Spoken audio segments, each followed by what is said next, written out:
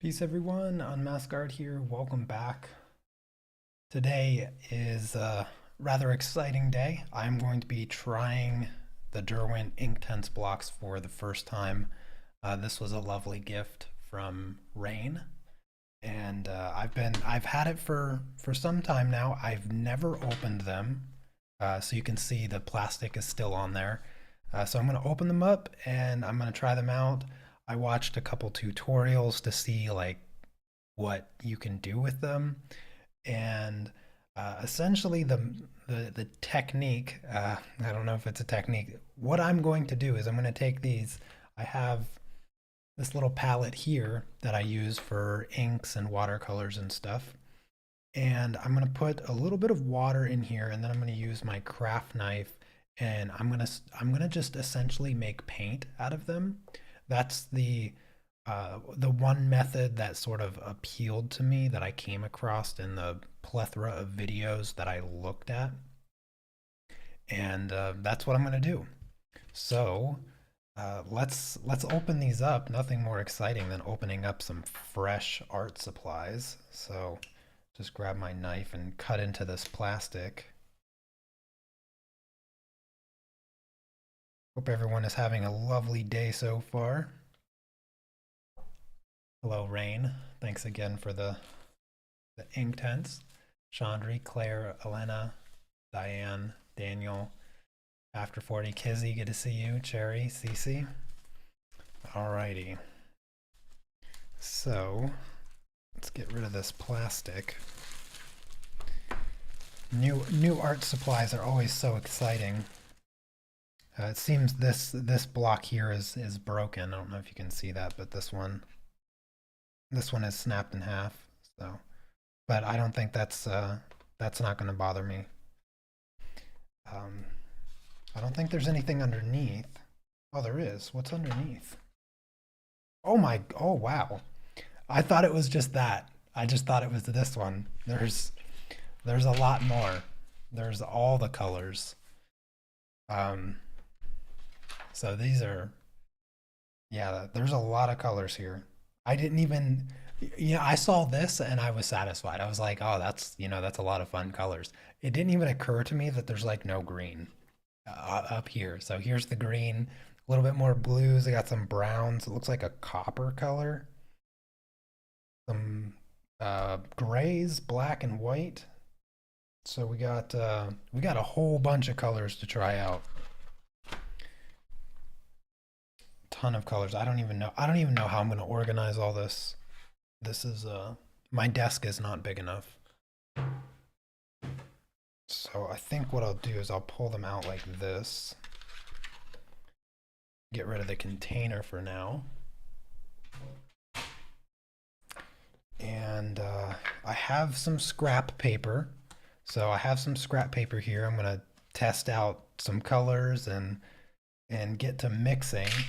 And I'm going to show you what I've done so far this morning. So I'm going to have that off the camera a little bit. So this is what I'll be doing. I spent all morning inking this. So here's what I'll be painting. I inked this on the Strathmore mixed media paper. I thought that this was going to be a good choice of paper. Ink works pretty well on this paper, and so since it's a mixed media paper, it should handle water fairly well. And I didn't want to do anything too crazy. Okay, I didn't want to do anything too out of my comfort zone, experimenting with it. But this is like the kind of style that I really like to work with. So this is what I'm going to be painting today. So let's get some of these colors going and see what it feels like on these scrap pieces of paper. I really have no idea where to go. So I'm gonna grab this color. I need to make a skin tone. So this looks like something I would use, and I'm going to, this is the technique that I came across. And essentially it's just scraping some of it and then mixing it with water and creating like a paint. So that's what I'm going to do. I don't know, I have no idea how much I should scrape off. So I'm just going to scrape off a decent amount. This color, by the way, is number 220.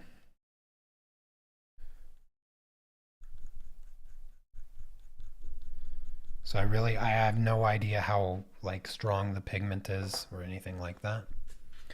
So I have my water here.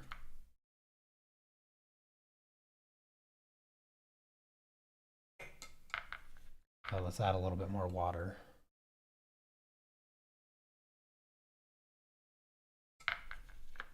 And let's see, I guess I'll use this paintbrush. I've never used these paintbrushes before. I've had these paintbrushes for years. And I'm just gonna sort of mix this up. I'm going for a very pale pink kind of skin tone color. This might be a little bit too dark, but I have no idea. Okay, that's fairly close. It's very pale. It might be too pale, so I might have to add more pigment.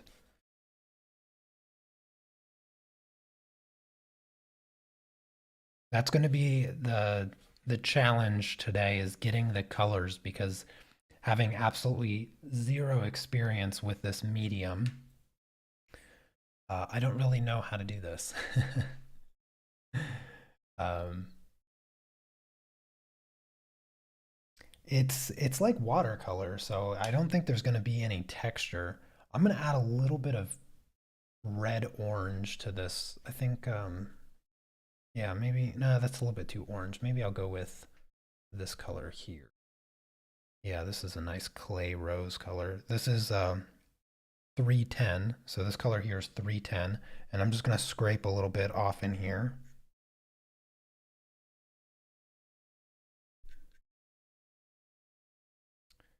And I think I'll scrape a little bit more of that other color, that 220.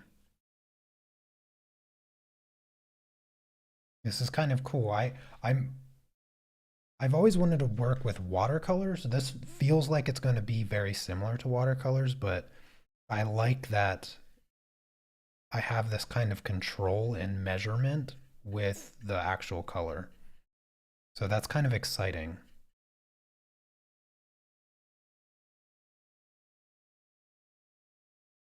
They look different when they're wet and dry. Yeah, yeah, I imagine that they change a little bit.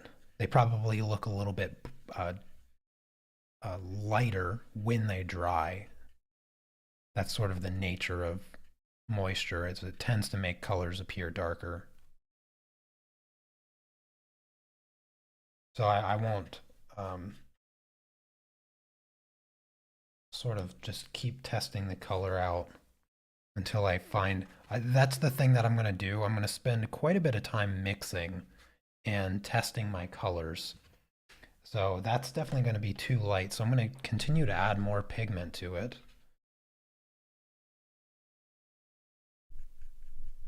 I added a half of a teaspoon. Yeah, this is half of a teaspoon of water for reference on the amount of pigment that I'm using. I've barely changed the shape of this, so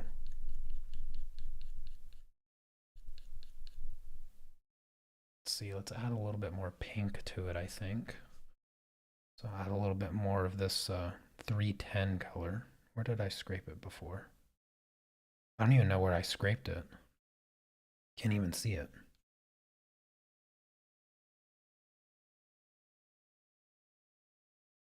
And in the meantime, for those of you that may have already used this medium before, what are some of your favorite techniques? Because I tried to watch 4 or 5 rather long tutorials for this medium just to see see the way that people use it, because everybody's going to use this a little bit differently, I imagine. Um, and I did notice that a majority of people don't like to actually draw with the sticks. Oh, hey there, Stephanie. Been a while. Good to see you. Yeah, it seems a majority of people don't like to actually draw with the sticks and then use water for blending because when you draw with the sticks, it sort of leaves a grainy texture behind. And that might be dependent on the paper that you're using too. What are some of the papers? Do people generally use watercolor paper? Because I actually didn't pick up anything as far as like paper choice goes.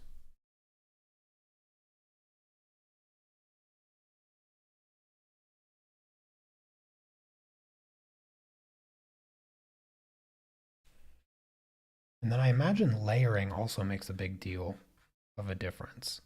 Okay, that's a pretty nice color.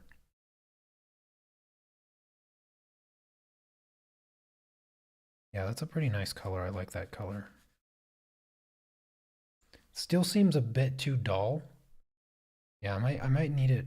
I'll wait for it to dry, but maybe I'll have to do 2 layers of it. I imagine 2 layers of this color will look quite nice.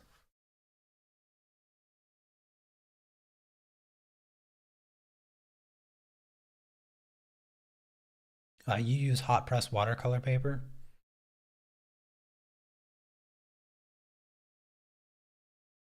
You normally use them directly on the paper and then add water to manipulate them? Okay. Yeah, see, um I I saw Lisa use this technique or express this technique, and I thought that this would be the best way to really control my colors, to have a really nice control of my color. And so this is the technique that I intend on using today. Yeah, I think that color will work. Okay, so I'll move on to the next color, which is going to be more of this pigment. So this is the 310, and maybe I'll do this clockwise. And I need quite a bit more pigment to get something that's darker. And then maybe I'll use a little less water.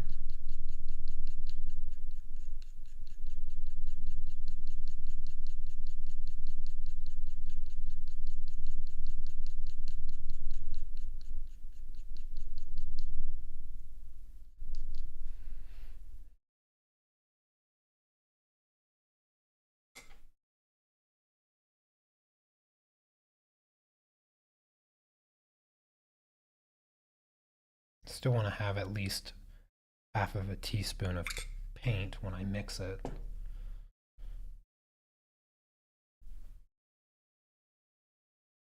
Now, do you guys know if the settlement separates from the water after some time? Like for instance, this paint here looks pretty colorful, but I imagine that when I go to use it, I need to make sure that I mix it so that I'm actually getting the pigment sort of evenly spaced in the water. Does it settle after some time?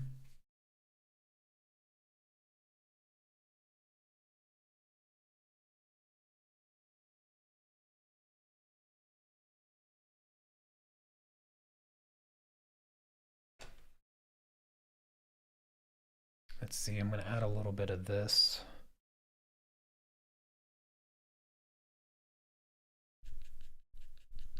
Am I using too much water?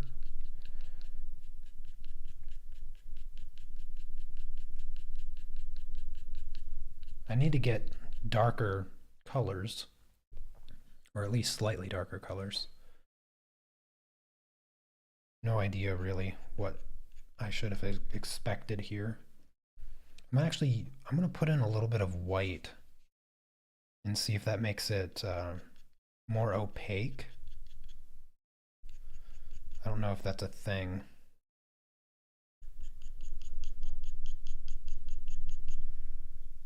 Sort of just playing with the colors for now.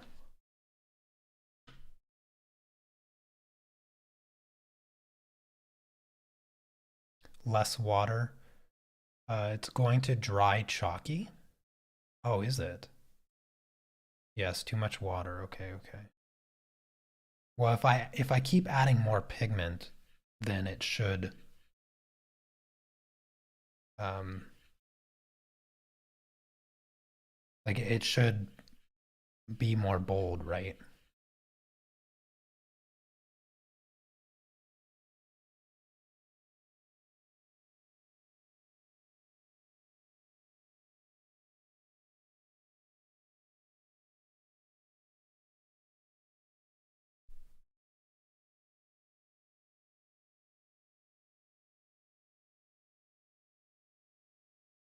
Yeah, it dries really, really light. Okay. Um,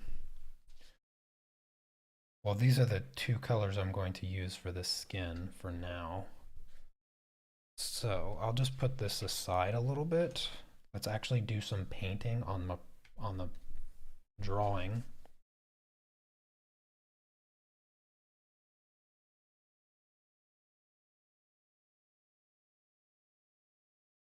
All right, I have a piece of tissue here to clean out my brush. So, is there a particular brush that you guys like to work with? I have, this is a softer brush. I'm going to try this one. This one has longer bristles, so it should hold a little bit more paint. And let's see here. The paper that I was testing on is different paper.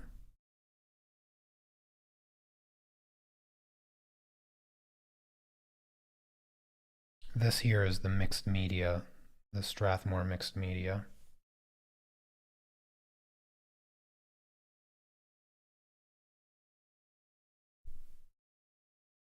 Yeah, I'm going to do a couple layers with this color to try to get it a little bit bold. I want it to be a little bit more bold. I want it to have nice coverage.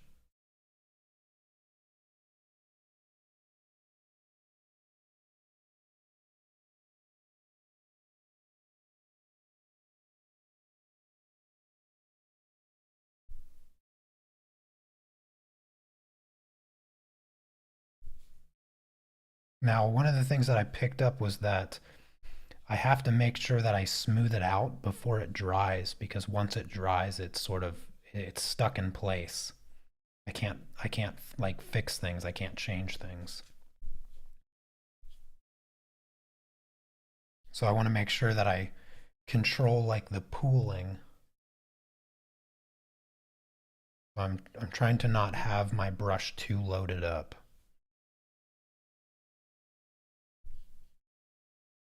I would suggest wetting the paper first so you don't get lines. Oh, that's a good idea. Okay. Well, we'll see what this looks like once it dries. Because if I don't have any lines, then maybe I won't worry too much about that. But I will I'll test that out. This isn't this is a mixed media paper, so it's not as absorptive as watercolor paper is.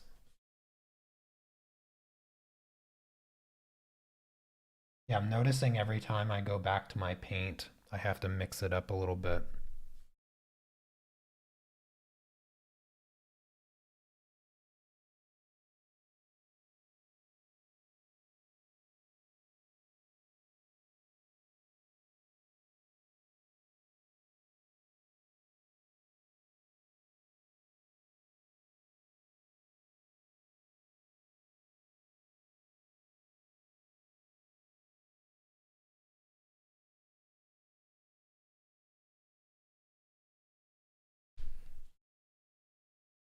Yeah, that's not too bad of a color.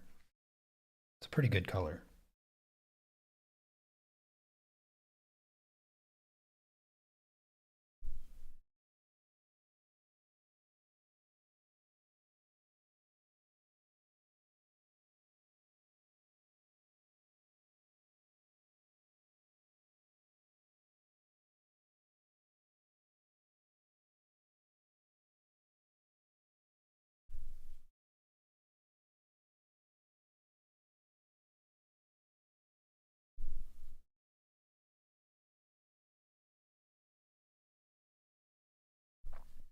it's as it's drying, it's actually, I feel like it's getting like a more clear color, like a more obvious coloring. Like I sort of, as I'm applying it, it sort of feels like there's not very much color, but it seems to be getting bolder as it dries, which I wasn't expecting. It's actually getting more of the color that I was aiming for. It seems pretty good on this paper. The paper is warping a little bit. I'm noticing some warping from this paper, so this might not be the ideal paper to use, but hopefully as it dries, it gets a little bit stiffer and straight. But that doesn't tend to be the case with paper. Paper doesn't tend to straighten out as it dries. It tends to warp when wet and then stay warped when it dries. We'll see. This this mixed media paper I've only used with colored pencils, so I've never gotten it wet. So I never graded it in terms of its quality in dealing with water. I really like using it with colored pencils, but it was pretty good with ink. Uh, you just got to be careful when you ink on this paper. I had a few incidences of the ink taking a bit longer to dry, and it smeared a little bit. So there's a couple smear spots. I tried to erase them. They erased pretty well, but I don't know if you can see it. There's a little nick right there that that smeared, and I couldn't quite get rid of it. So that was a little bit annoying.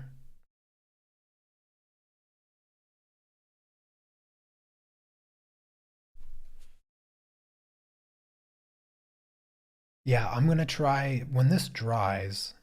When this dries, I'll try that what you said after 40. I'll wet the paper and then I'll add the color because you can sort of see the streaking with the brush strokes, and I don't like that.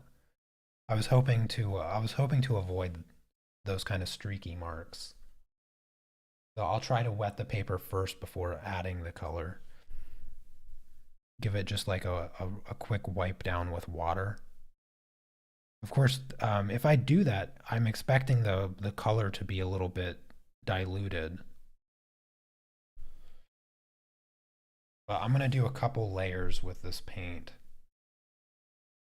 before I move on and start mixing more colors.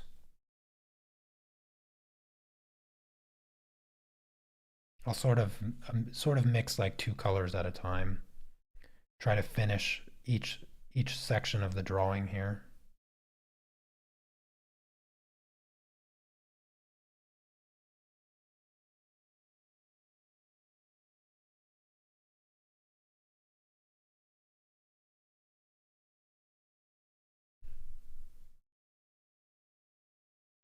What do you guys what do you guys do with your Inktense? Do you do you paint like landscapes or animals? See, I was not quite sure what I wanted to do with these. The one thing that I was seeing quite often, a lot of people were using them just for foundational layers. Like I didn't actually, aside from Lisa, I didn't see anybody use them 100% to do a project. You know what I mean? Like it was always like for base layers to add colored pencils or in most cases pastels. I was seeing a lot of tutorials where people were using Inktense just so they could use pastels over top.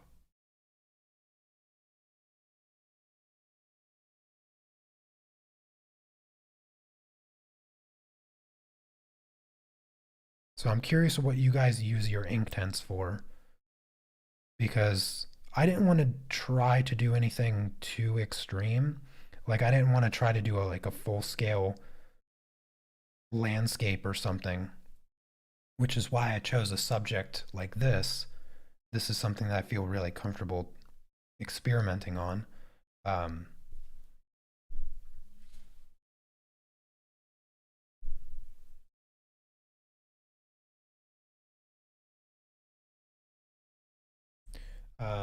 the colors are so vibrant. You use them for flowers.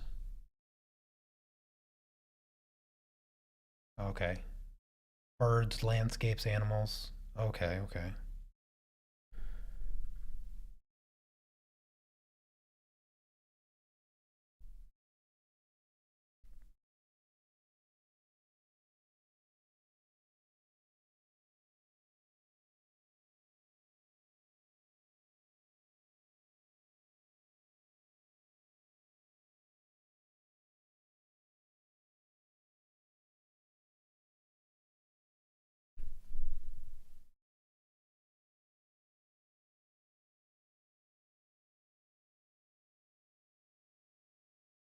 Yeah, I didn't know what to do with them, and I was thinking about it last night, and so I was trying to figure out what I was going to do today.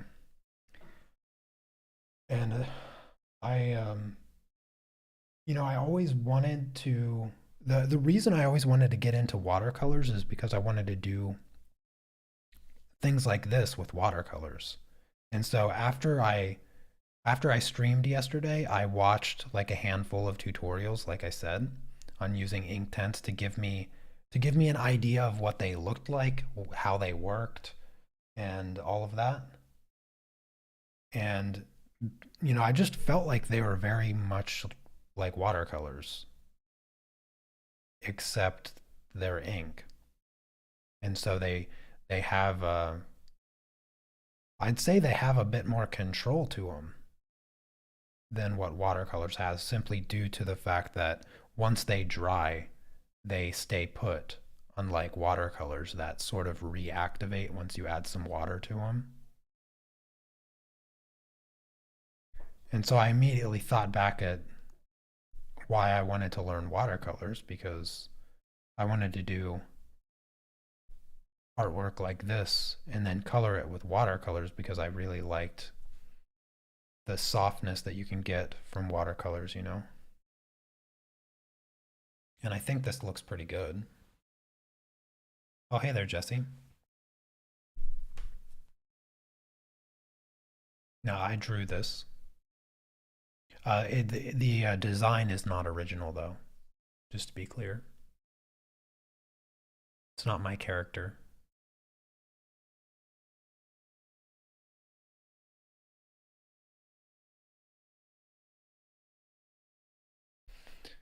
All right.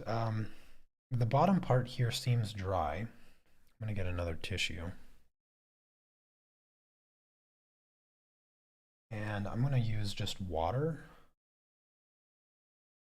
I'm going to use a little bit of water and wet this.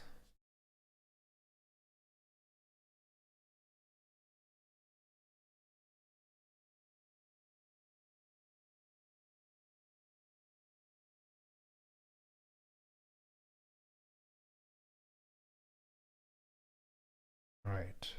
So this is all wet. And hopefully that will begin smoothing out this next layer here.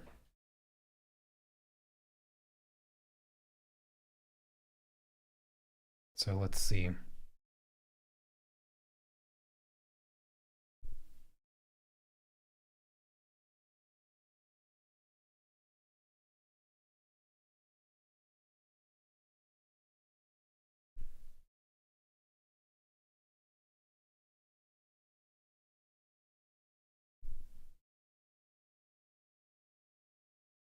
I'm really bad at controlling the amount of water. Maybe that's the paintbrush. I'm pretty sure this is a synthetic paintbrush. I don't have any watercolor brushes. Okay, that does look quite smooth. That does look smoother than than before.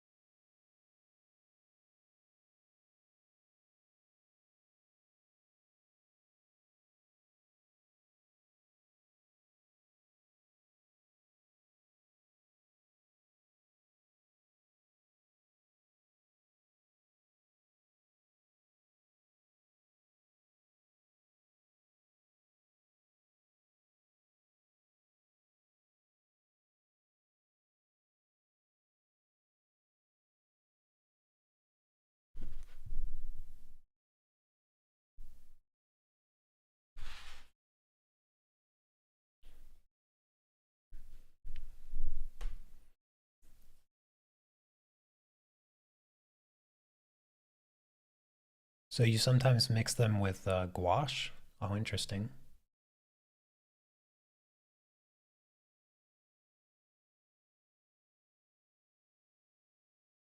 Okay, so gessoed surfaces, maybe like a pastel matte. They act a little bit more like watercolors.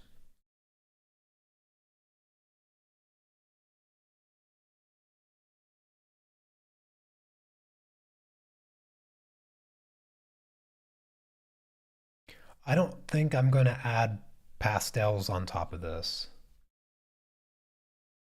Oh, I forgot. I need to add water.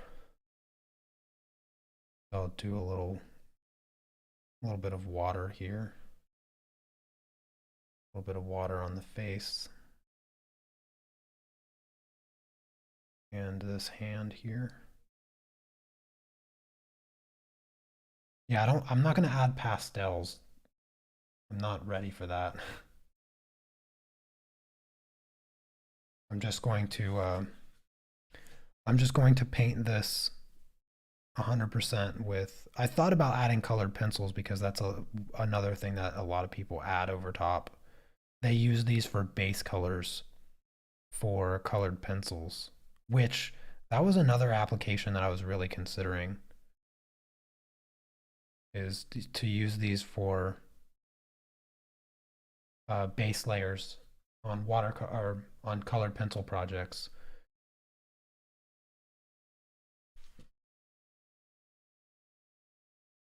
I've always liked to use the um, the alcohol markers for base layers for colored pencils, and so this might be another good use. I might be able to use these to make my birthday cards for my wife. She'll be able to use them too.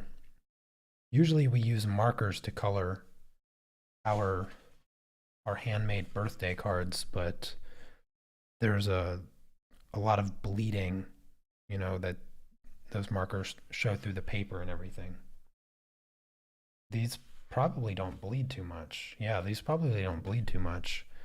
Maybe I have to just control the moisture a bit more.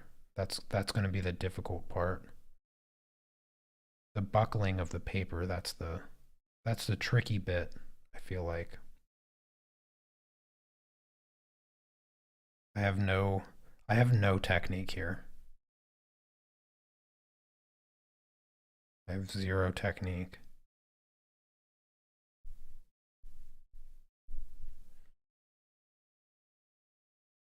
All right, well, there's the first color. It's a little bit darker than I anticipated, actually. I guess that's due to the multiple layers. I didn't quite get this smooth. I didn't quite get this smooth.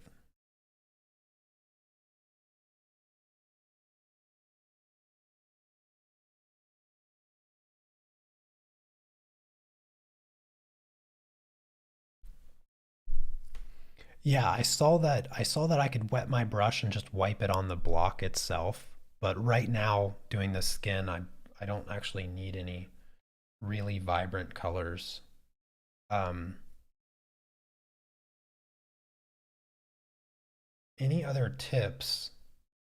on getting smoother color or smoother layers here because this leg is looking a little, it looks a little rough to say the least.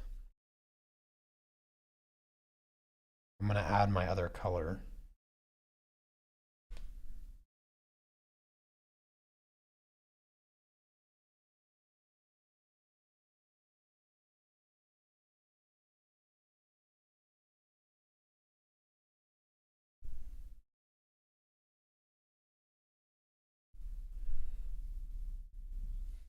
Yeah, I have no like brush skill with this medium right now. I don't really know how to control this water. Is that because I'm using a not good brush? Is that what what causes that?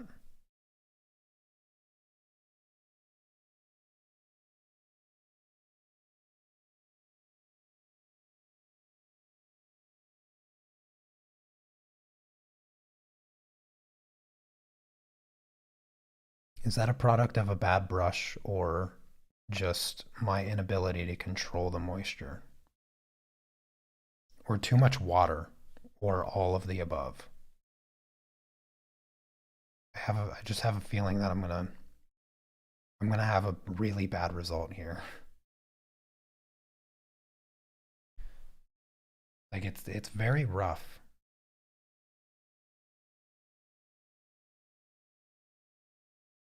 Is it the paper? Is it maybe the paper choice? Could it be the paper choice?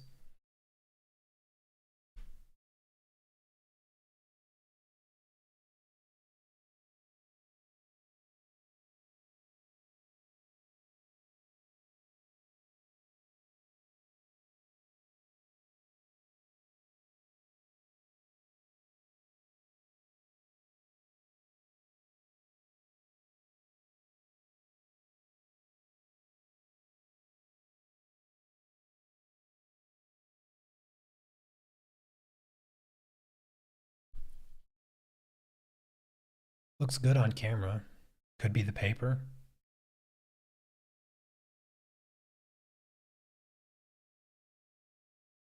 You use less water.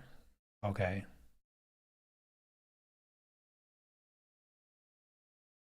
Well, how do I get if I'm going to use less water, how do I get these pale colors?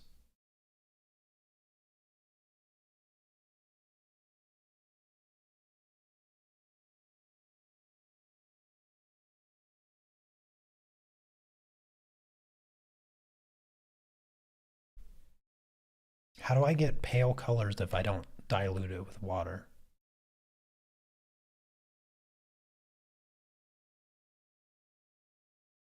It's best in many thin layers. Well, it doesn't look chalky. It's just like brush strokey, you know?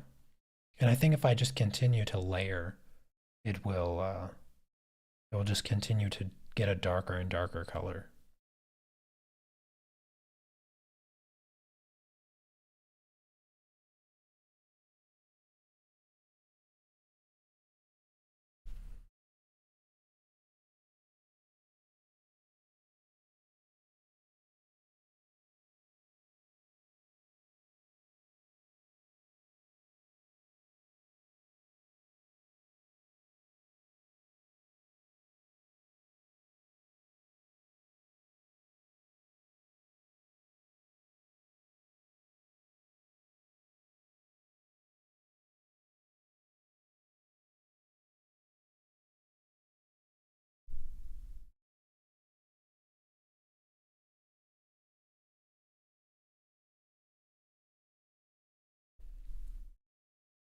Less pigment, light layers.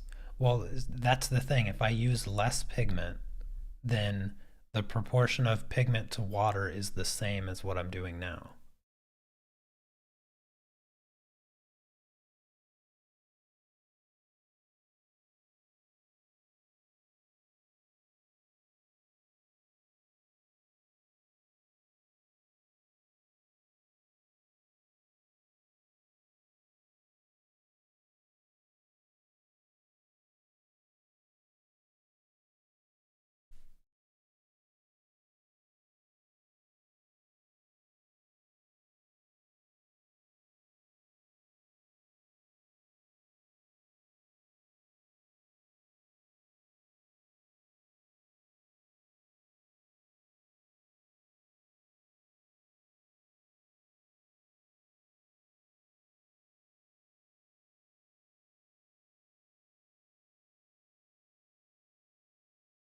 I'll try to I'll try to mix the colors with less water, and to get the lighter color, I'll try to add white.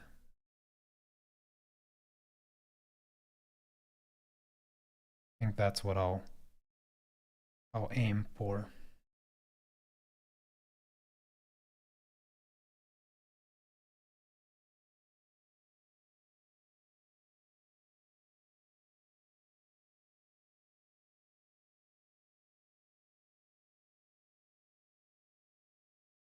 It looks so dark.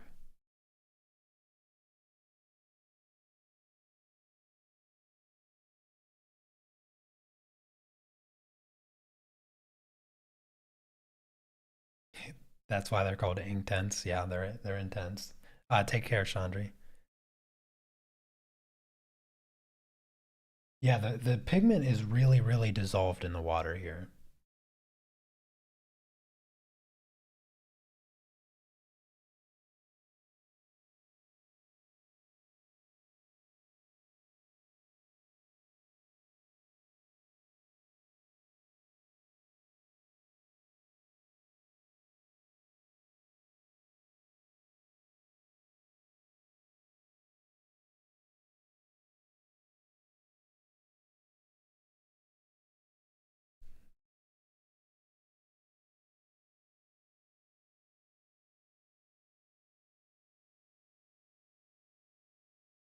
I'm struggling with the uniformity.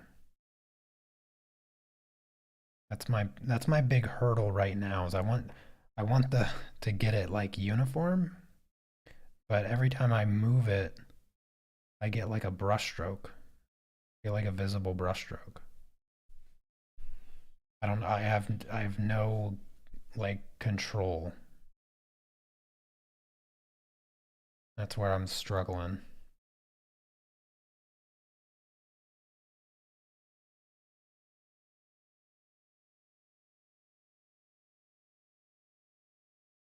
Well, this is 100% cotton multimedia paper.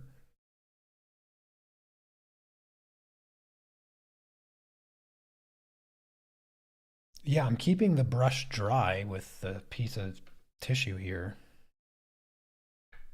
I'm trying to not have like a really, really wet brush when I go in for actually applying the pigment.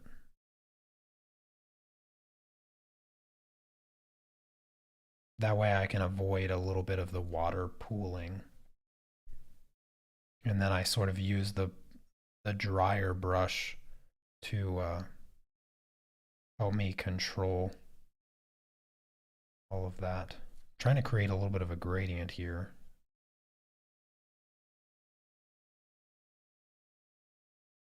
It didn't work very well. That is definitely not a gradient.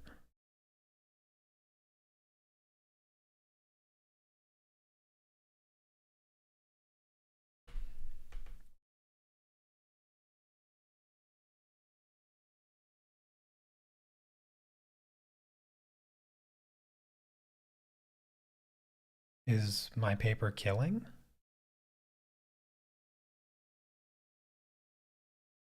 The paper's not breaking down, no. The paper's not breaking down.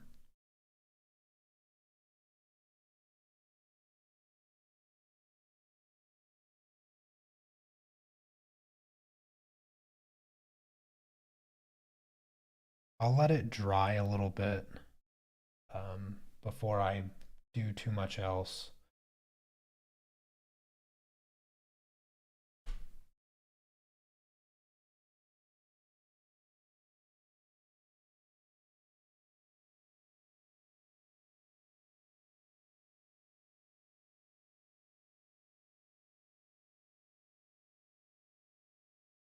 Can you add white on top?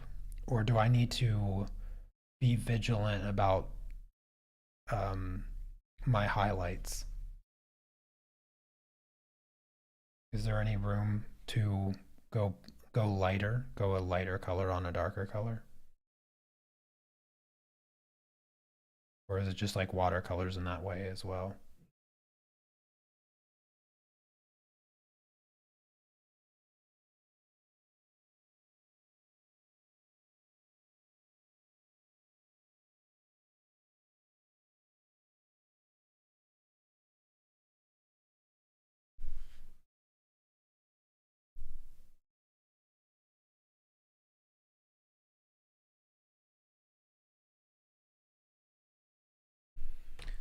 Too much water.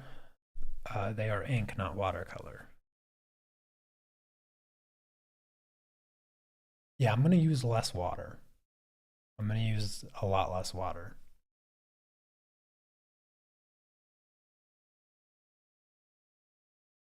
They're translucent. Okay, okay. So I would need to use gouache to bring back highlights. Got it. So I will avoid highlights wherever they are. I don't really have any.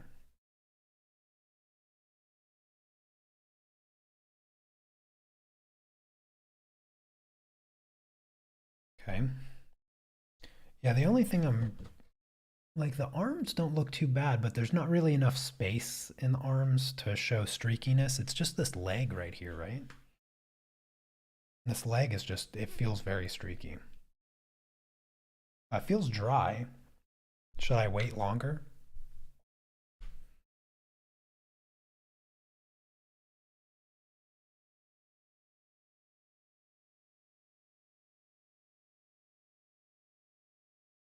Once it's dry, you can't use water to do anything.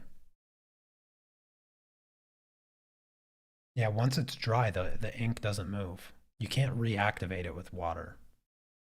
That's one of the things that really separates this medium from watercolors.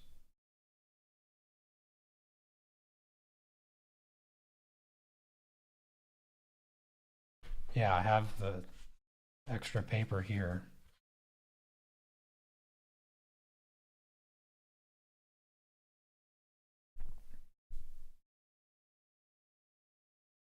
Like this isn't going to do anything, right? Like if I just sit here and rub this with water, it's not going to smooth it out, is it? Like it's just a really damp brush. It's not like loaded with water or anything. But it shouldn't affect it, right?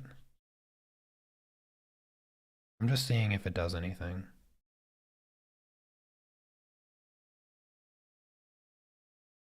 It doesn't really seem to be doing anything.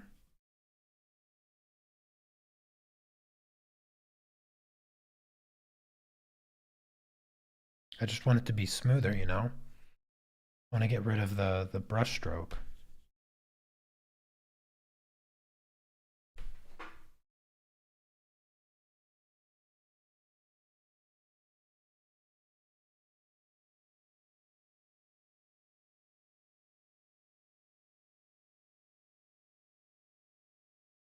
Okay. Um, I'm gonna let this dry completely. I think what I'll do, I'm gonna do the purple in her outfit. So I'm gonna mix up a purple color.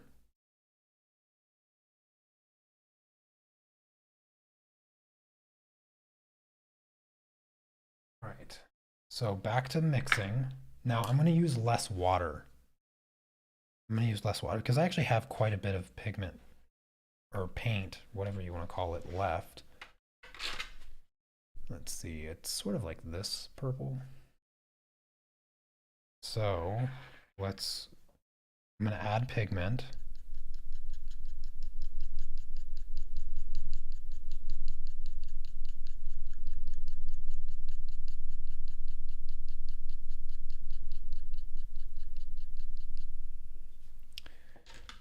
I'm gonna use just 1 scoop of water,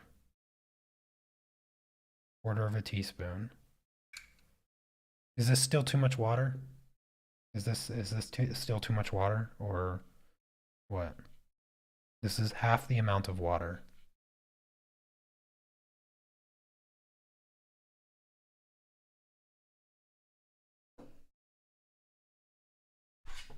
What do I do with my?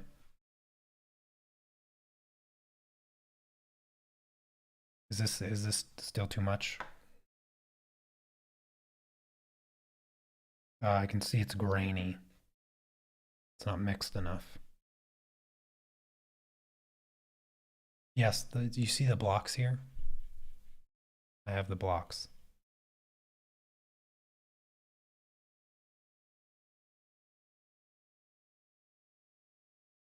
This feels like too much water, right? Still way too much water? Okay. Here, I'll just do this.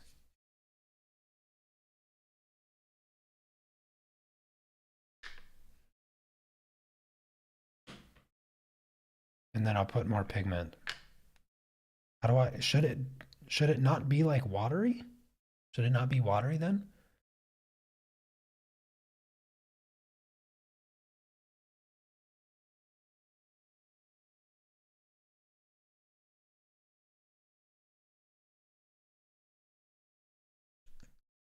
Or should it be more like paint?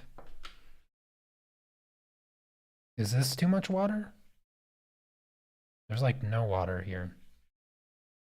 Is this how it should be?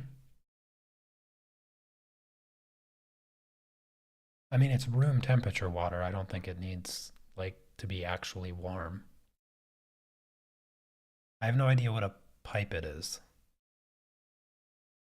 I don't know what a pipette is. I love like the the 20 different recommendations. I know that it's ink, not watercolor, but you mix with water. Like you can't just use them dry. Like you have to add water, right? I can't just take a dry brush and start wiping it, right? Yeah, I don't have a pipette. Yeah, I don't have one. Well, I do, but it's filled with oil. Is this the consistency that I should be looking for? Like this is far more like this is a lot less water. Let's see. I'm gonna see what this looks like on my test paper. It doesn't look significantly different.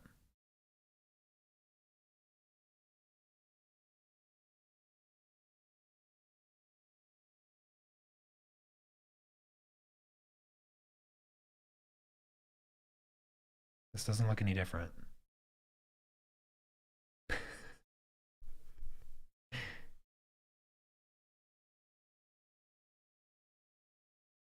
This looks the same.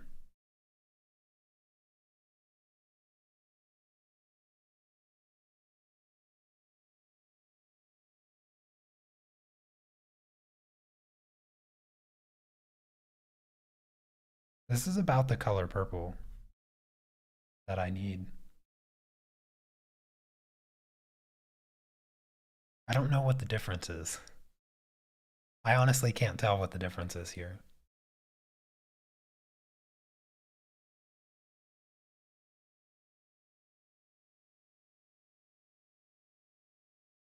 Okay, I'll just dip my brush in water. I just wiped it on the block here. Yeah, it's just a darker purple.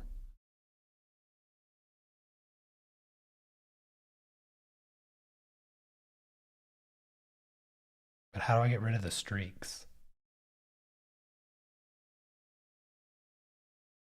This is what I get wiping it directly on the stick. Is that right there?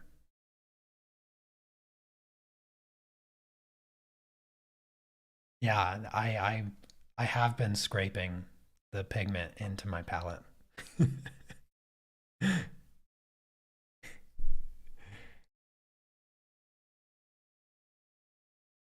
Yeah, I know that you can take the pigment and drag it on the paper and then activate it on, with water. The problem with that is you get crumbliness. I don't want crumbliness.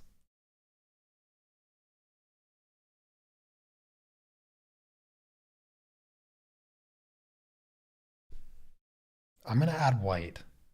I'm gonna add white here.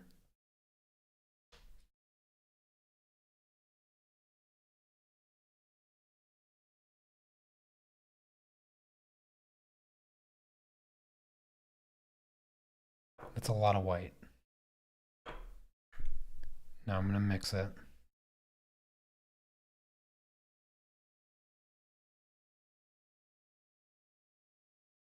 There's like basically no water whatsoever.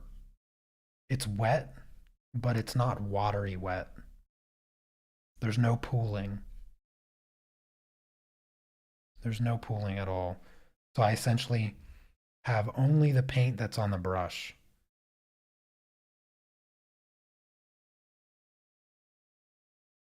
Okay, that's an interesting effect. That's a really interesting effect.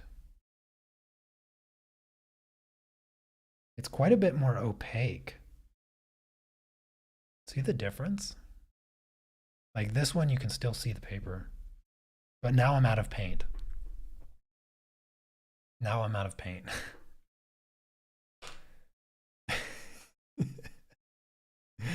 Yeah, I'll let it dry on my test paper. In the meantime, what I'm going to do is I'm going to scrape a little bit more of this purple and white into my little dish here. I'm going to add a minuscule amount of water. Basically, I'll just wet my brush. Okay, that's what I'll do. I'll wet my brush.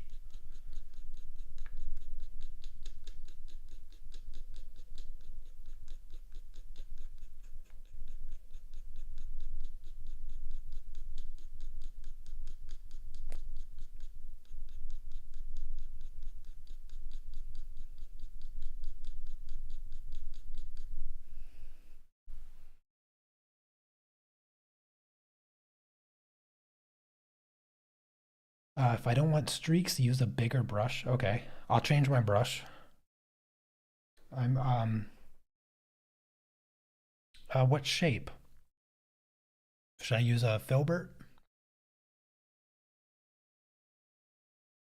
I don't know if watching more videos are gonna help. I watched like 5 or 6 videos. Most of them were over 20 minutes. So I watched like an hour of tutorials.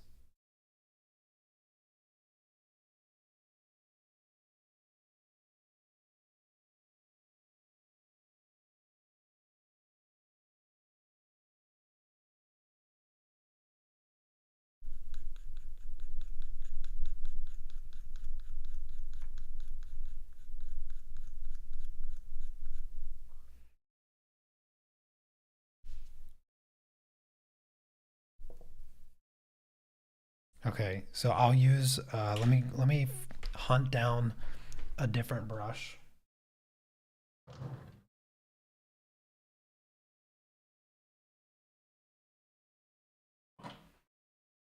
This might take a minute.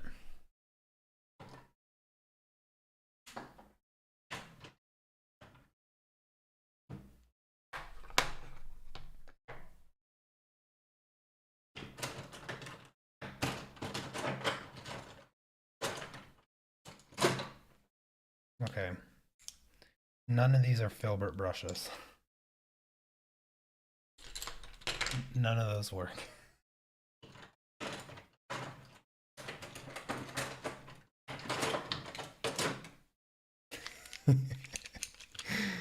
This is okay. None of these are filbert brushes either.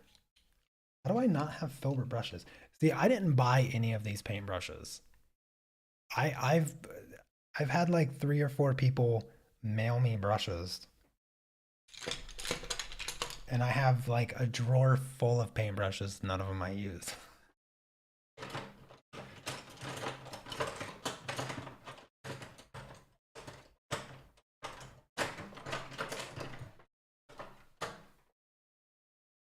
Filbert? Okay, here's a filbert. There's a filbert brush. Okay, I got a filbert. Do I have another one? No. Okay, I got one filbert brush.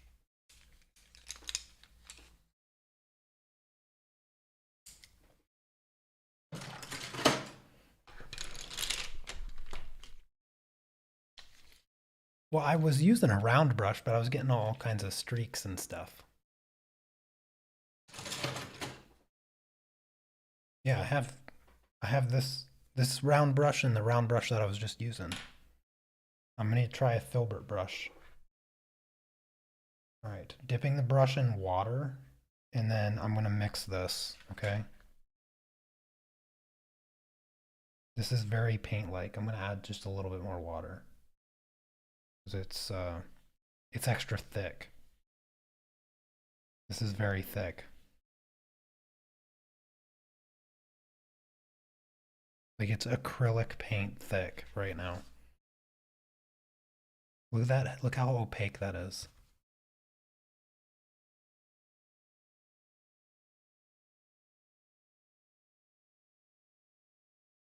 It's very, very opaque.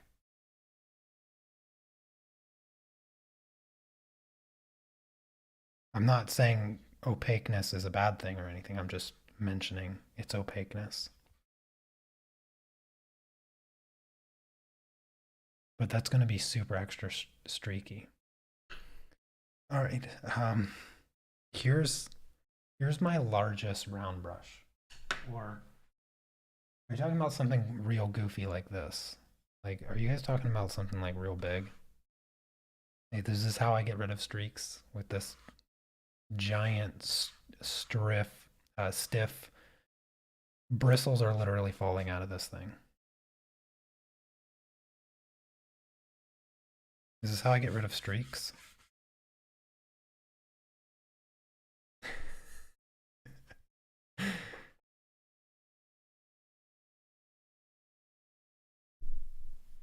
I'll dip it in water. This brush is trash. How am I supposed to paint with this?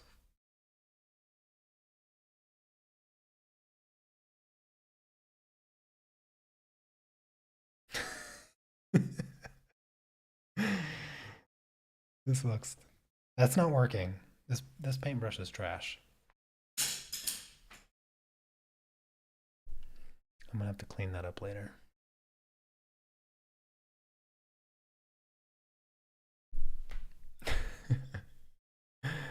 Yeah, I tried lifting it off the blocks.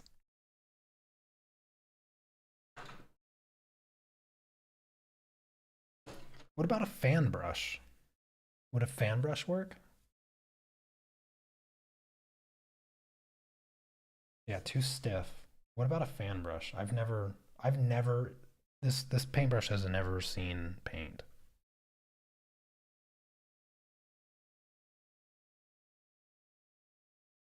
Is this one also too big?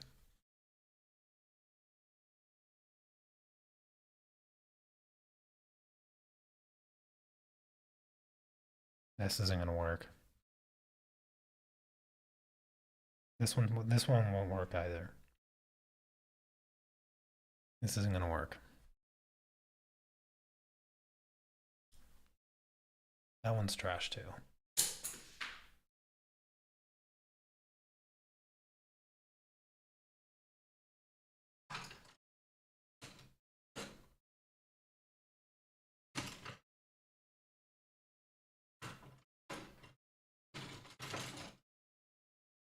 What about this one? This is I forget what the name of this brush is called. People use it to make grass. Or is this one still too small? So make the paper wet. Paper is wet. Grab paint. And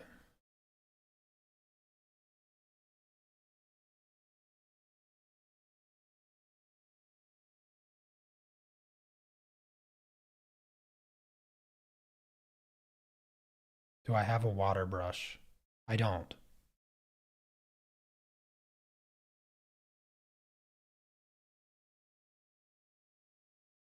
I don't have any watercolor brushes.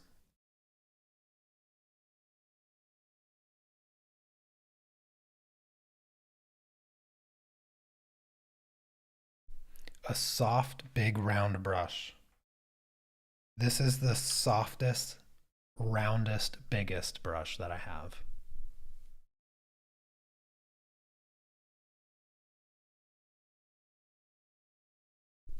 Um,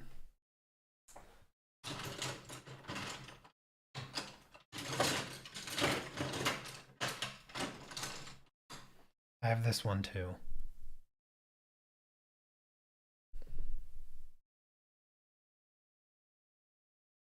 Well, that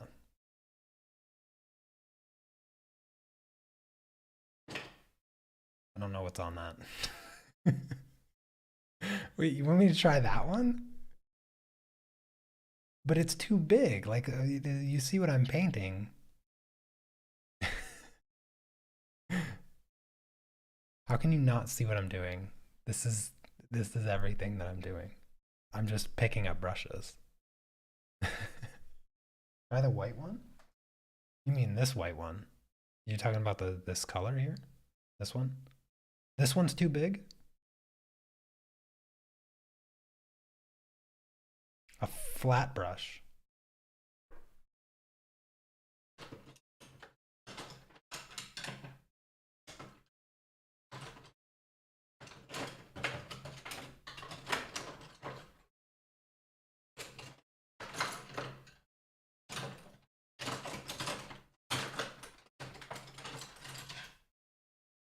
How about this one?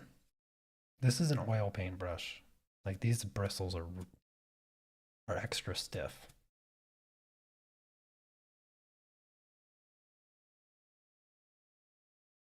This one is really, really stiff.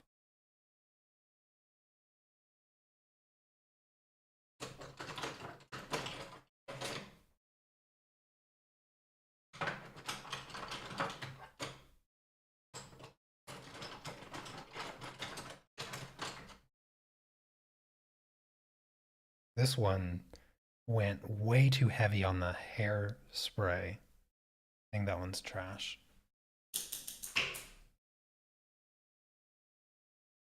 I'm gonna try this one. I'm gonna try this brush. Okay. I'm gonna try this one.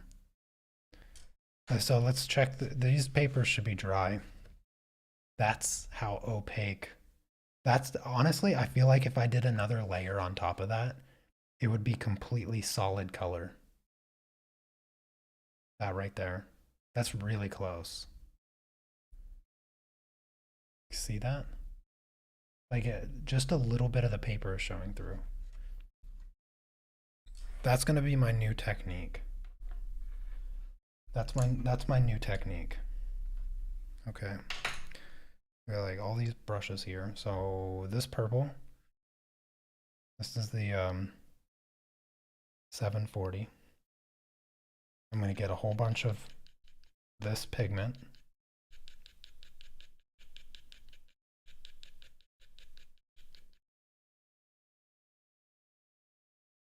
You're just enjoying the dialogue.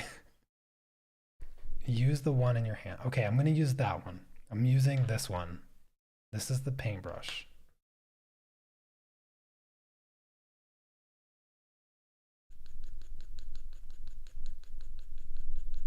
I feel like this should just come in powder. Can you buy Inktense powder? Why are they even sticks? I'm gonna mix in white. Okay, I'm mixing in white. Don't anybody say I'm doing it wrong. I'm mixing in white because that's how I got that like really non-watercolor look. I'm mixing white.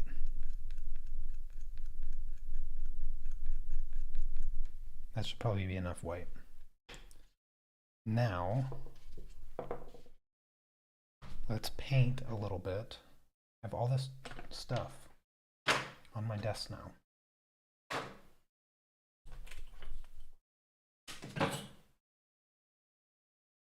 All right. Here we go. Here we go. Her shoes are purple. I'm going to dip it in water. Dipping it. It's dipped. I'm going to mix this. I am going to dip it again because it's way too dry. I'm dipping it again. It's super dry. Extremely dry. I'm dipping it again.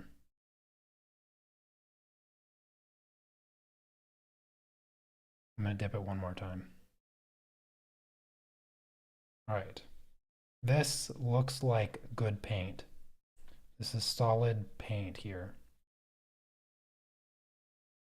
All right. Shoes, purple. This is purple.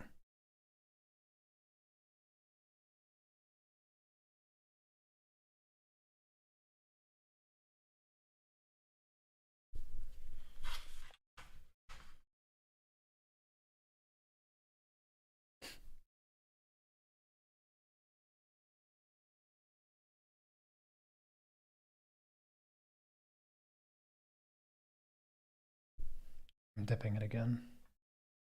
I feel like it's just too dry. It's hard to move it.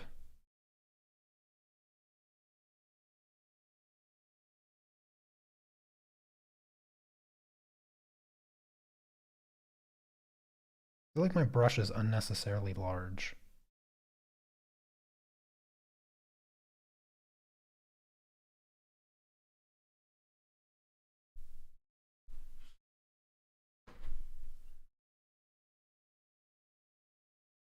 I'm dipping my brush again.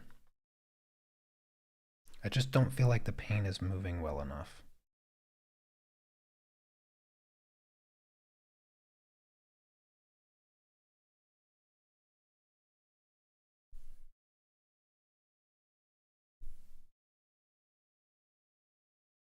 All right, moving on to this part.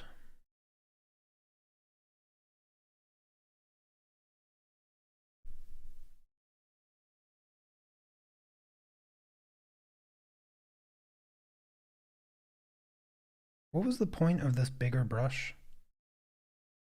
To not have streaks?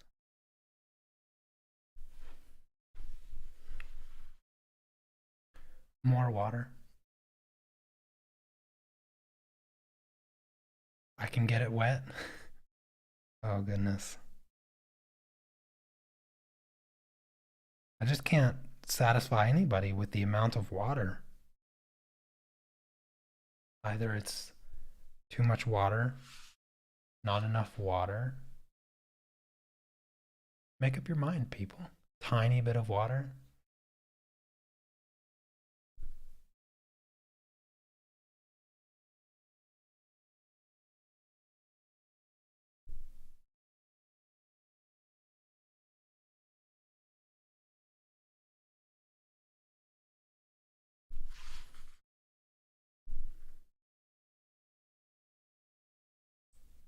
I'm so glad that I have so many experts in chat because I don't know if I'd ever be able to figure this out.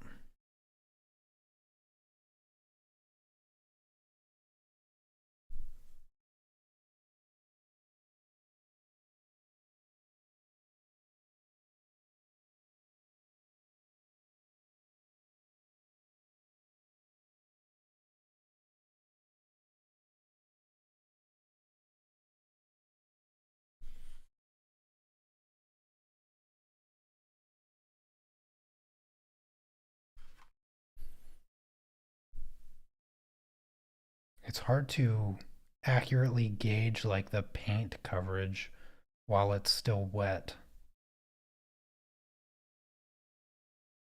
So I'm just going to let it sit there and dry. This actually is drying pretty nice. Like it's a pretty solid purple, right? Like that's a really solid purple. I think I think the secret is white. I think white is the secret. What else is purple? Her jacket is purple.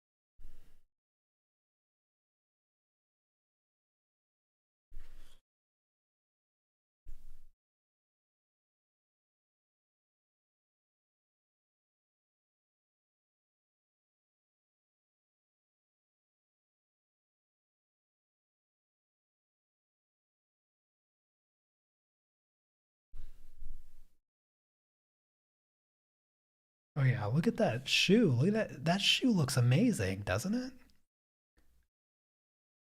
I think white is the secret. White's the secret. I've solved it. That is the secret. Are there any other opaque colors like white?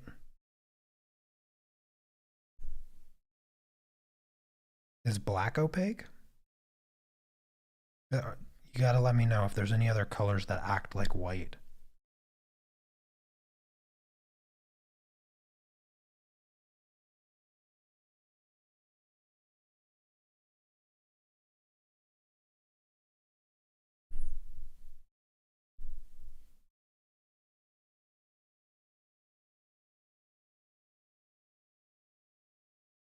You guys should have told me that white was the secret. Why'd you make me have to figure it out all by myself?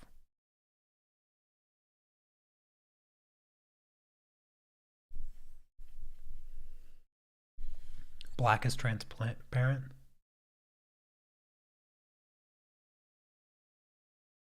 Yeah, I tried it off the block. Yeah, this is all of this is right off of the block. Like I tested it. This right here, this was mixed with water, so you can see, maybe you can see. This is grainy. I didn't mix the paint properly. I didn't mix it enough. But this is straight off the block.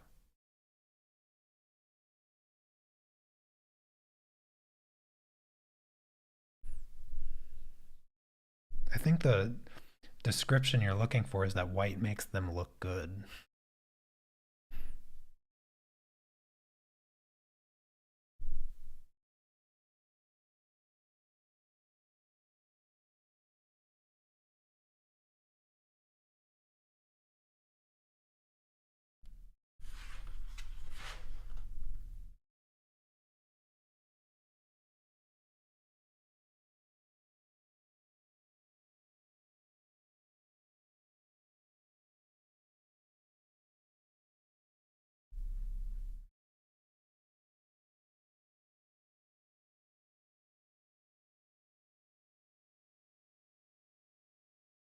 All right. This other part of her jacket.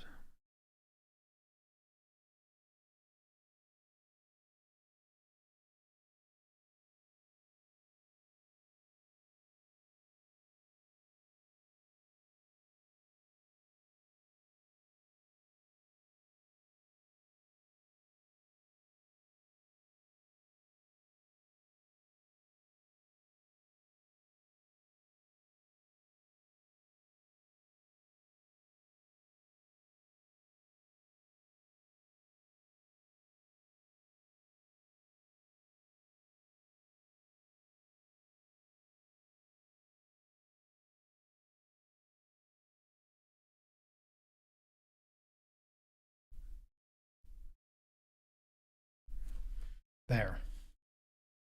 That shoe looks so good. It needs to dry faster. I'm going to touch this up with another layer.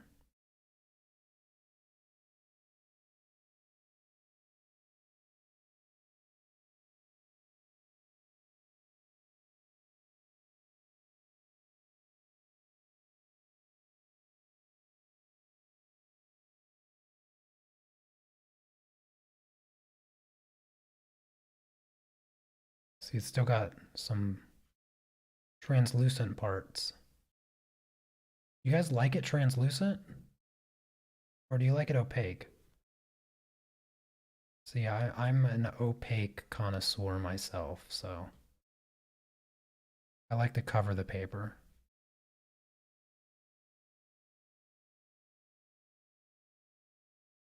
Maybe I should just buy gouache.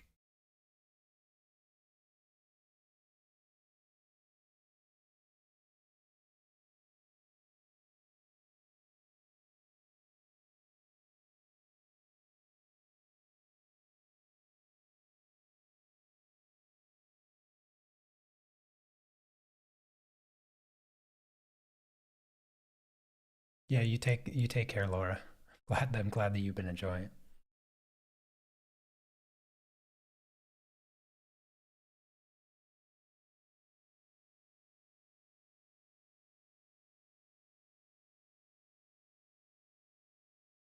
I hope at the very least I'm keeping you all entertained.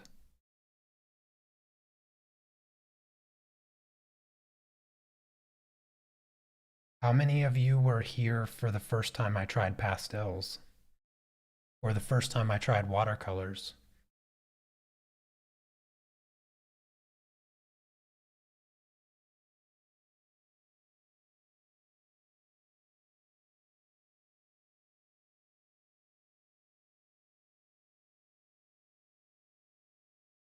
Or the first time? Okay, here, who's who's who's been here since the first time I tried sculpting?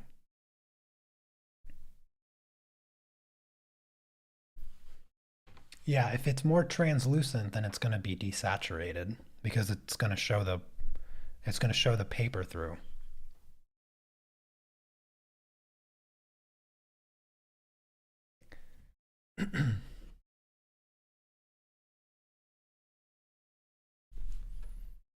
the, if you haven't been or if you haven't seen the live stream where I tried watercolor for the first time or tried pastel for the first time or tried sculpting with clay for the first time, then um, this is pretty much how it goes.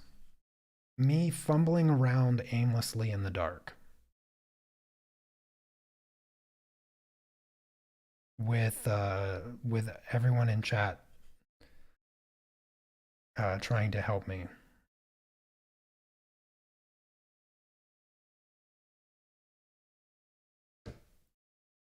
I noticed that I'm covering the ink. This covers the ink. Yeah, this is covering the ink. I'm gonna have to re-ink it. Oh, gosh darn it. I can't stay within the lines. I don't know why I'm holding. It's just easier for me to hold the paper up to my face since you're making me use a gigantic brush. My brush was too small. Now it feels too big.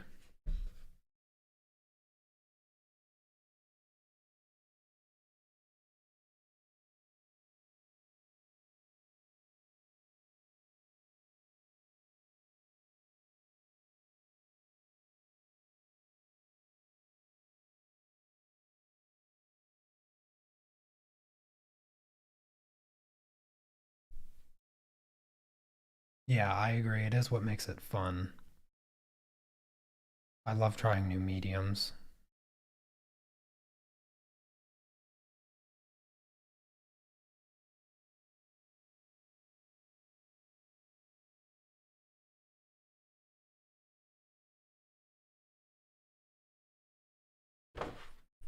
The shoes look great though, don't they?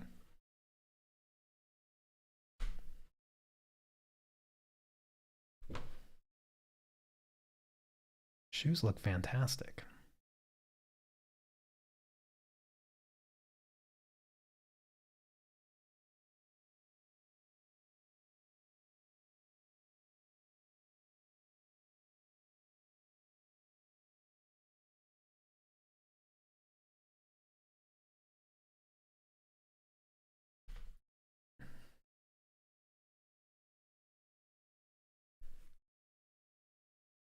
Try a small brush now.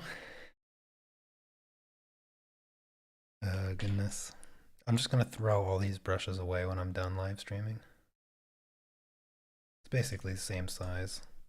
Not that it's not that much smaller.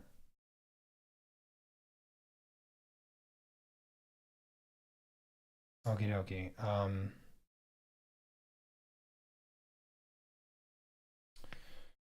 I need. I'm just gonna focus on her shoes. So I need to make a gold. This looks pretty gold-like. This color looks. Come out of there. I'm gonna make a gold. This color here is the 1709. No, I think it's just 1700. It's either 1700 or 1709. I can't tell.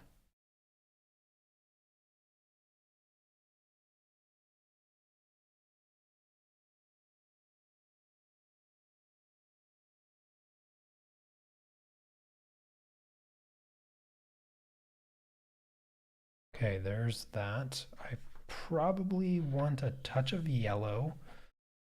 So let me grab a yellow. I think I'll go with this yellow. This is kind of a gold yellow.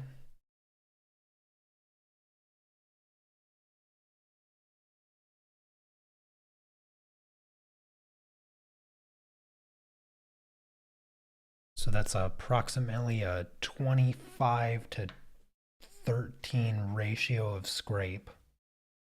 And I'll, of course, use the magic white. White, the secret everybody has been keeping from me. That's like a 12 scrape. A 12 to 27 to 13 scrape ratio. Now let's try to get some of this purple out of this brush.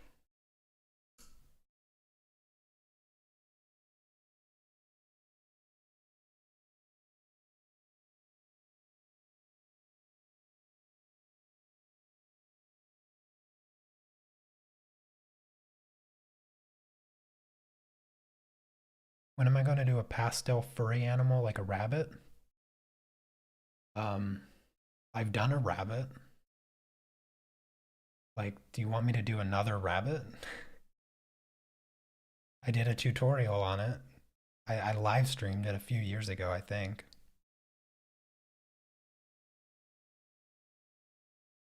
Yeah, I did a cute little fluffy bunny with a bubble.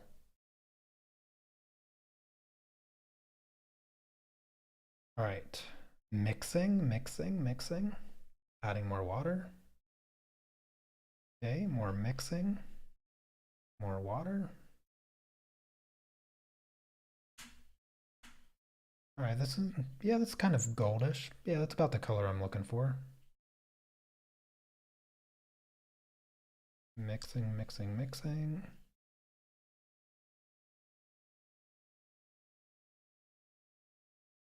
All right. So this is gold.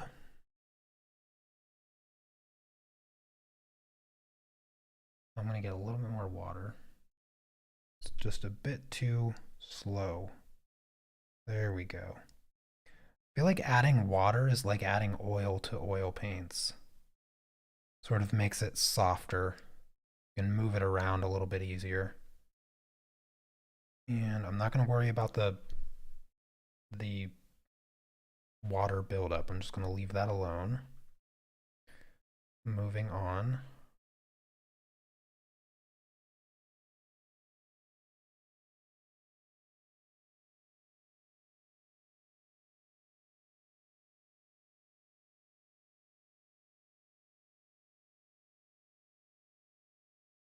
There we go. And then this little stripe here will be gold.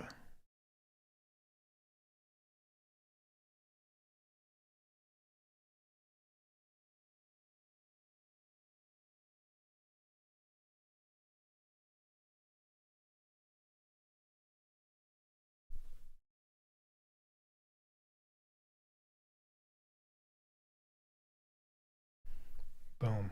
There's gold. Let's see.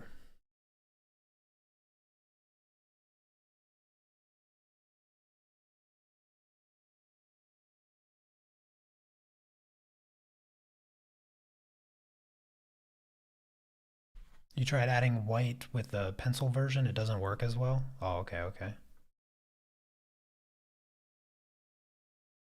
I don't have the pencils. I just have the blocks.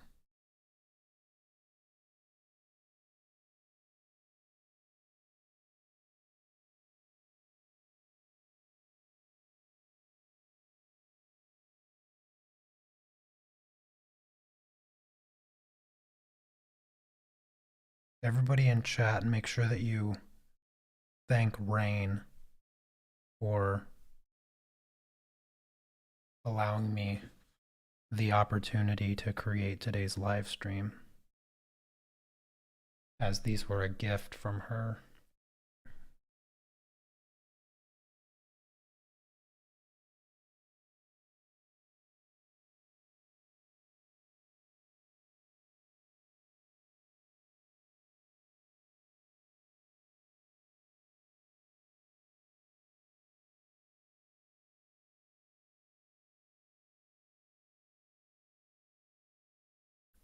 Tried these on fabric? I don't know if that's possible. Water soluble stuff on fabric doesn't really work all that well. Can't imagine. Especially something as translucent as this.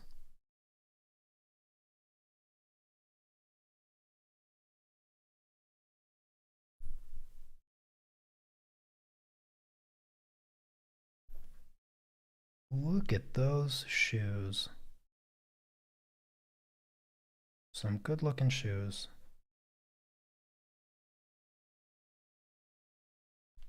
I gotta be honest, I didn't expect these to cover up the ink. The black ink, that is. Did not expect that at all. I wonder if it would be better to not ink the drawing until after you're done painting.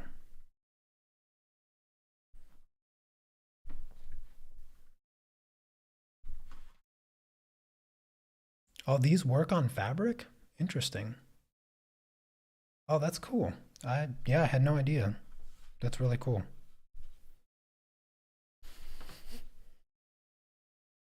All right, her pocket liners are gold.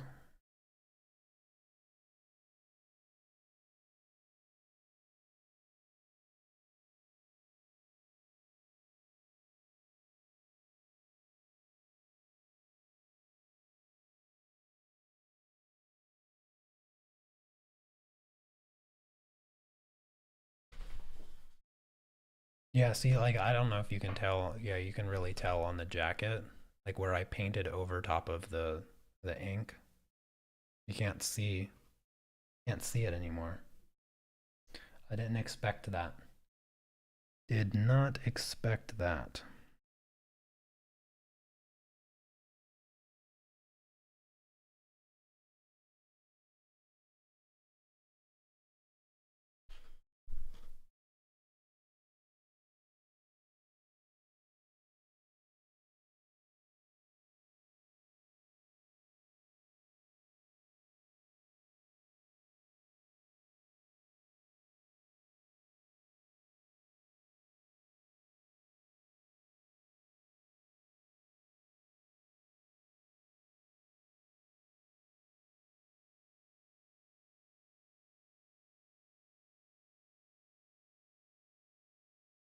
How do I like the Inktense? I like them. Yeah, they're a lot of fun. I mean, um, I definitely had no idea what I was doing. I still really don't, and I'm probably doing a lot of things in a very strange way right now. But I'm trying to get them to work the way that I want them to. At first, I thought adding like a bunch of water to make them translucent to do the skin. I thought that that was the way to go. Wow, I just realized that I totally forgot to paint her belly and her chest there. So let's try to do that. But yeah, they have a very versatile look to them because the way that I'm using them now, they're so opaque. They're actually covering the ink, which I didn't expect at all.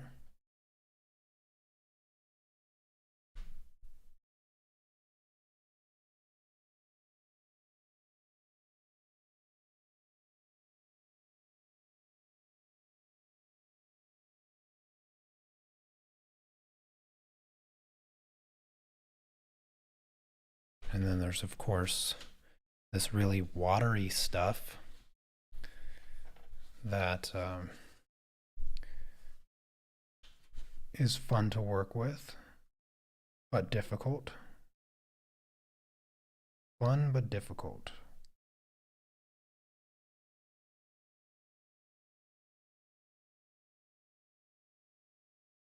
Get out of here, water. Can't make it go away.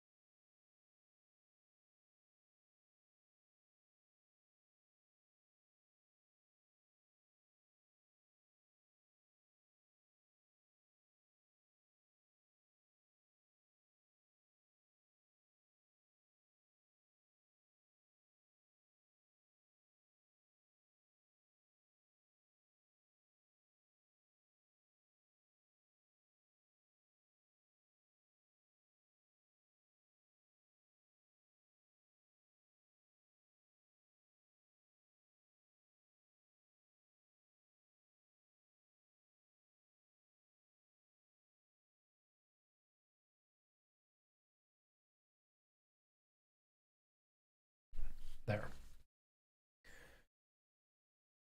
I kind of want to add more red to her skin down here on the legs. Go a little bit bolder. Yeah, do that. Drier brush. My brush is a bit drier.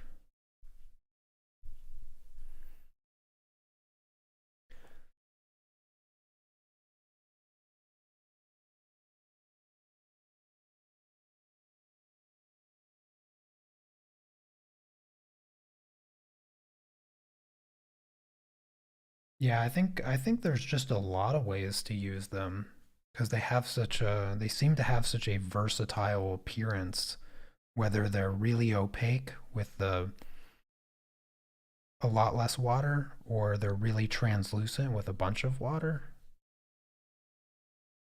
Obviously, I wasn't sure which paper that I own um, would work the best, so I just went with this multimedia paper, and it seems to be working okay as far as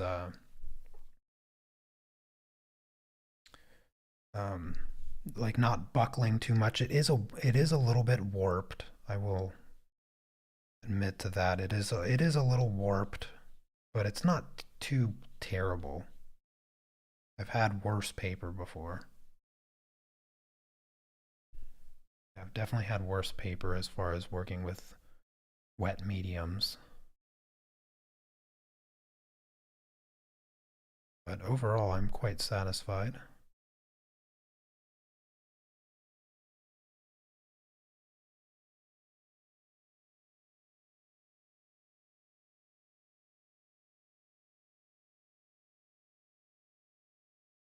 I think what might be a good idea is to create a, an opaque paint color for the light part of her skin and sort of try to cover it up. What do you guys think?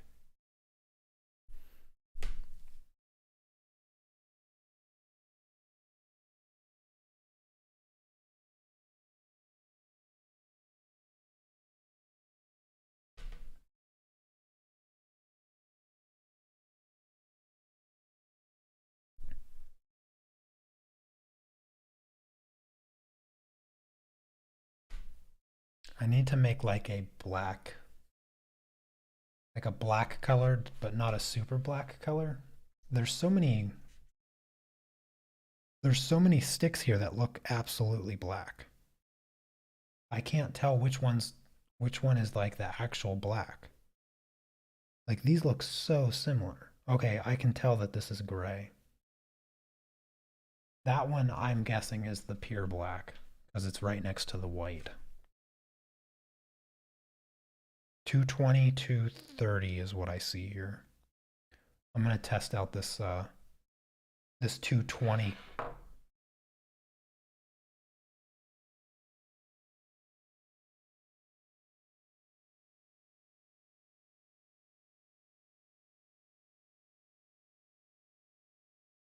So this is the 220 gray, and I will mix it with the Magic Super Special White.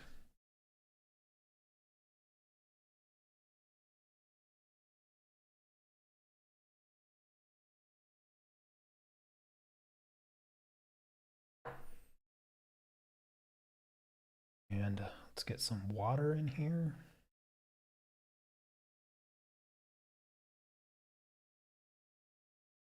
I'm going to test this out first on the scrap paper.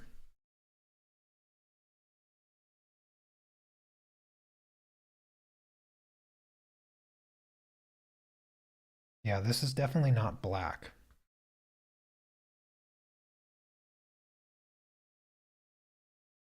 I mean, it looks like black, doesn't it? It's 100% not black. I think I'm going to add a little bit more white to it. Hopefully make it just slightly more gray.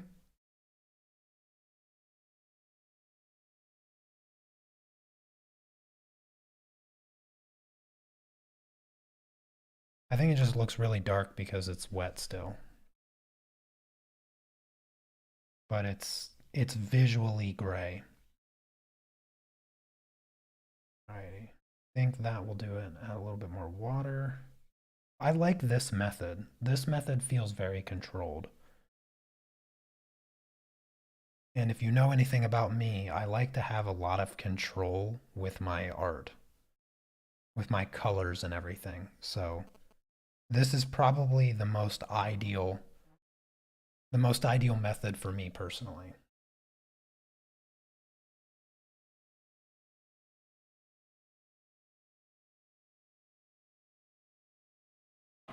Sorry, my wife texted me.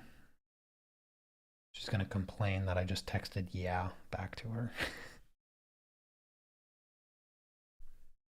All right, I'm going to trust my blind judgment here. Her socks are going to be gray.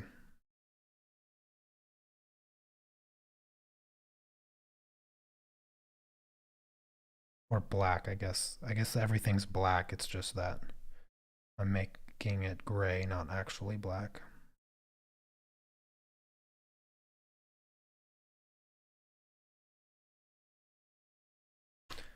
Found that I definitely had to make a swatch first when I got the set. Yeah, you know, a swatch is something that I always recommend doing anytime you're getting into a new medium. But I opened these up on stream and I didn't want to do a swatch for the first painting. I'm just jumping in head first.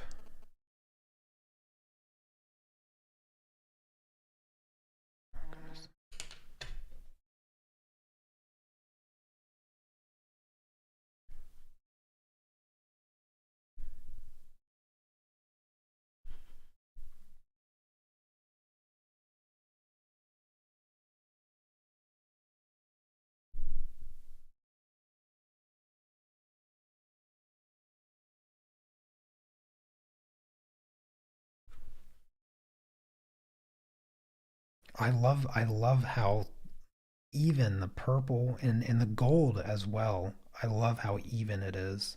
No brush strokes, just really, really solid, opaque, and matte. It's a very matte color. There's no shine to it. I love that look. That's why I like.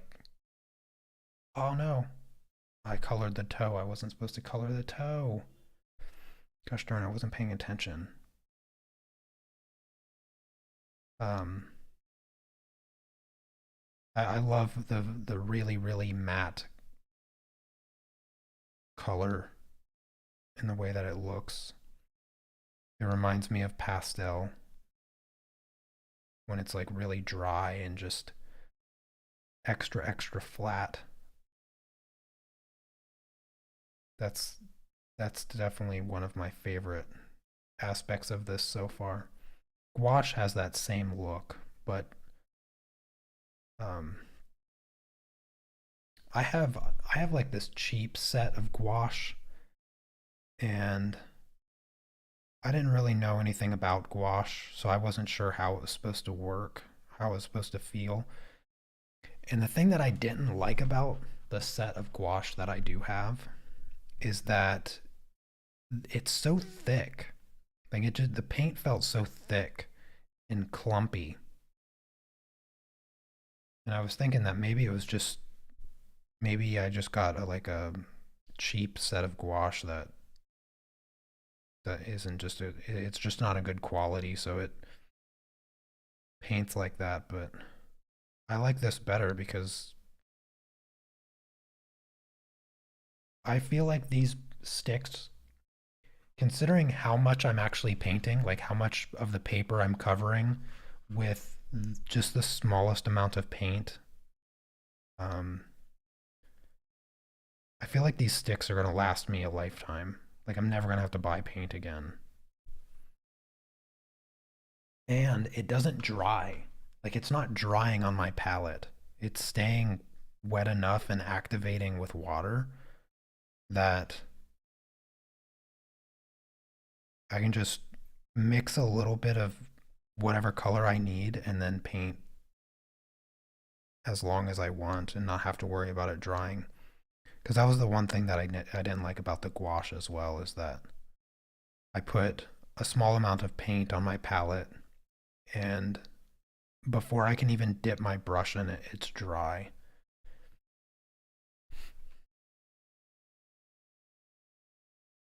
Which set of gouache do I have? I have absolutely no idea.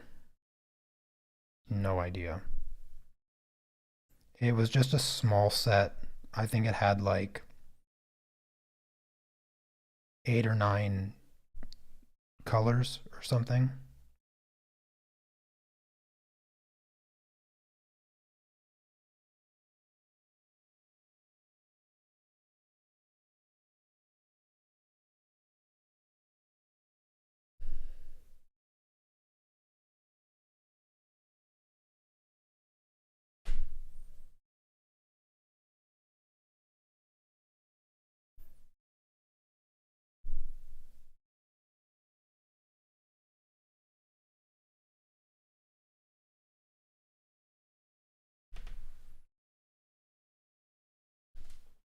Yeah, her shoes are just going to be completely black.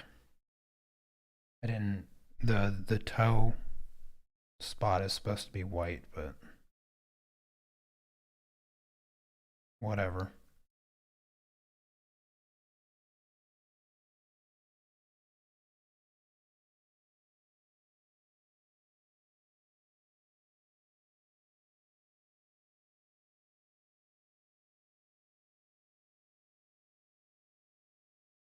And I'm gonna have to re-ink everything too.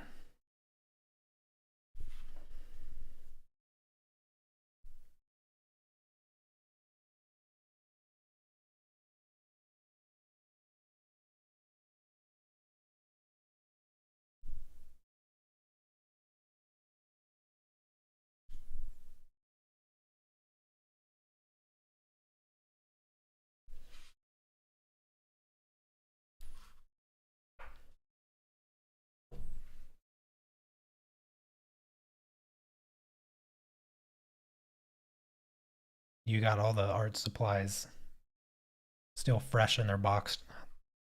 Cherry, Inktense, watercolors, gouache, all of it. I keep you too busy with the pastels and colored pencils, huh?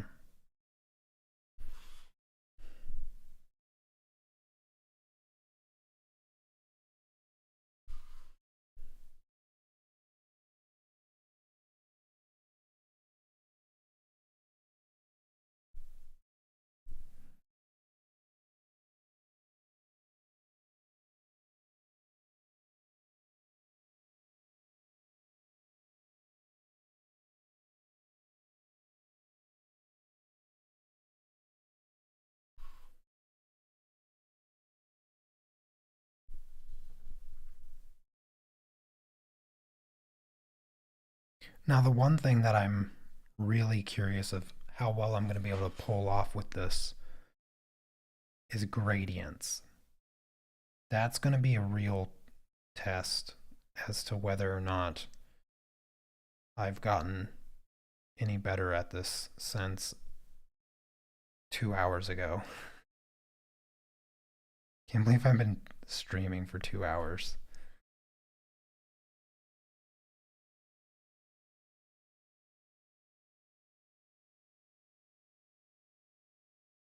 Lots of paint mixing and experimenting today, that's for sure.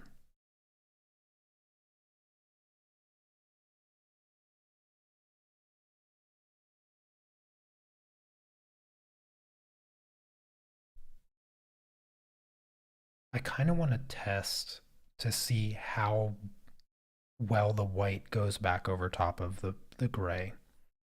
So I'm going to leave the toe of this shoe white the way that it's supposed to be. And I'm going to take just flat white and paint it over top of that toe.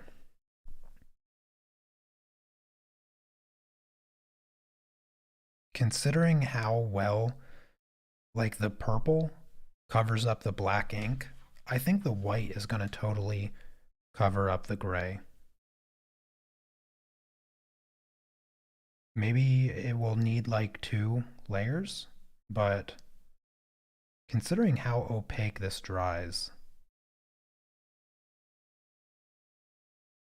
I think it'll actually be able to correct that shoe.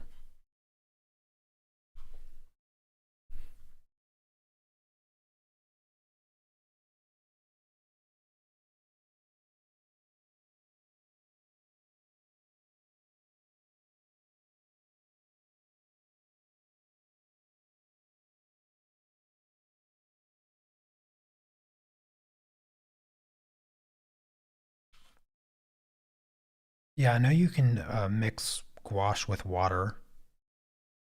I tried that, but it still dries really, really fast, almost too fast, even with added water to it.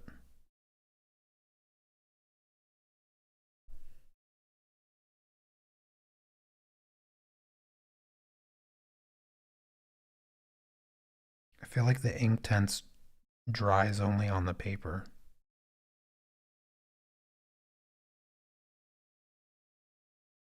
and I like that because it's still wet over in my palette here, which is really great. And my goodness, was uh, I was adding so much water in the beginning because I thought that I needed more water to make the paint like cover the paper, but there's like no paint here and it just keeps going. It just keeps going. It just doesn't stop coming off the brush.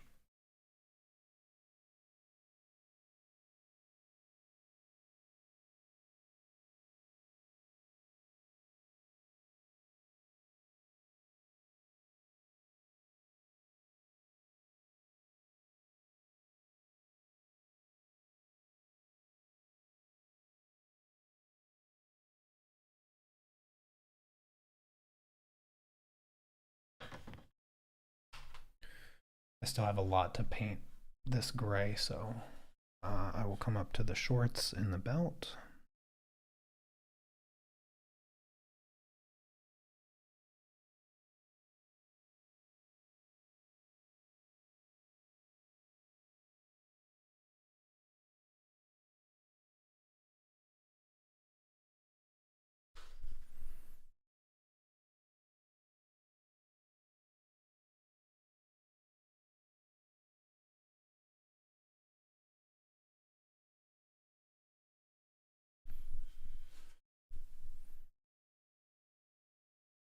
If you guys have any questions for me, feel free to ask. I mean, I won't be able to give you much answers regarding this medium, but if you have questions about anything else,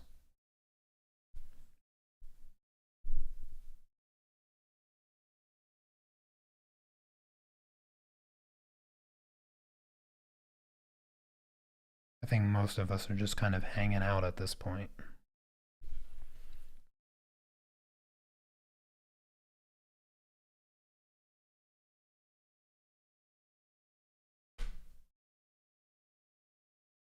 Yeah, it does. It does dry a lot more opaque than it appears when I apply it.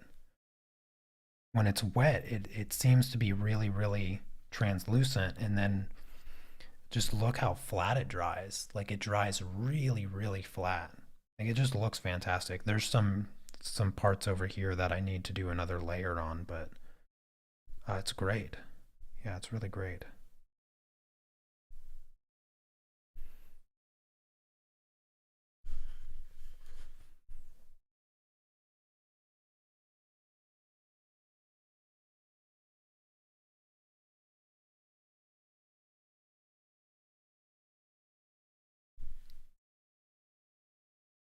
Oh, okay, Tina. Yeah, go feed the cat.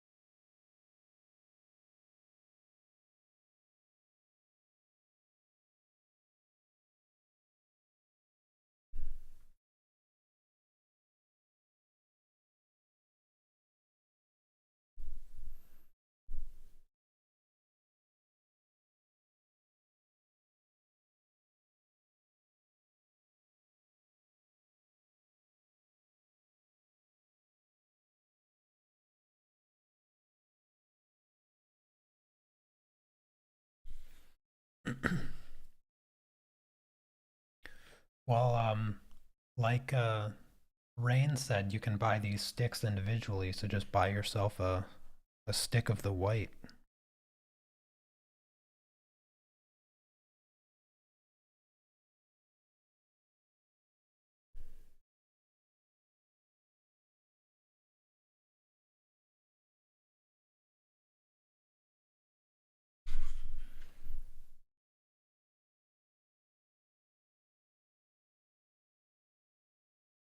Add a little bit of water to my brush.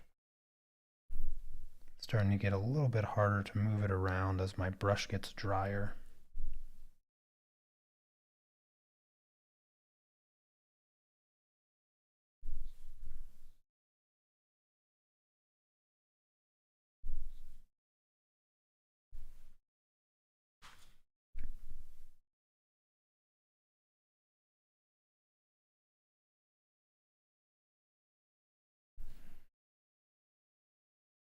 It hides the brush strokes really well when it dries. Like I don't see any brush strokes except for where it's not covering the paper completely. Like once I cover the paper, I don't see the brush strokes. Where else is there? Um, her headphones here.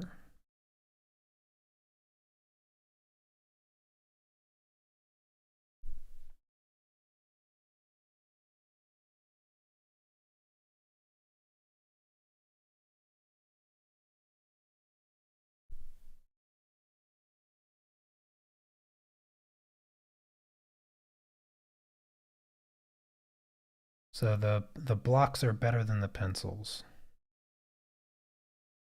It's good to know. I will avoid the pencils.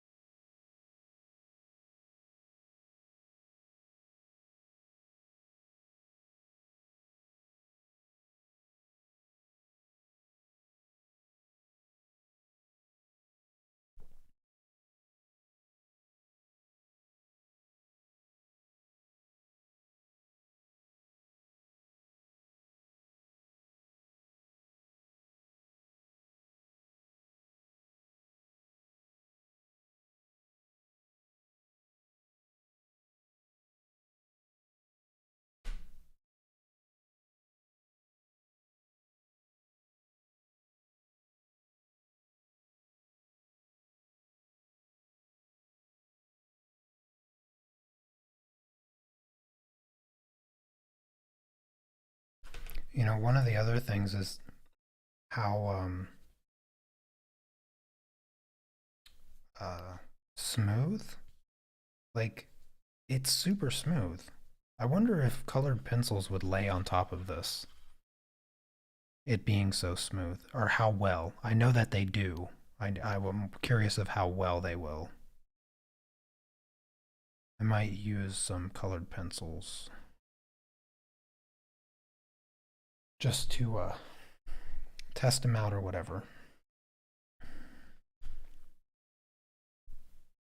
You guys use colored pencils on top of your Inktense, or the Inktense users?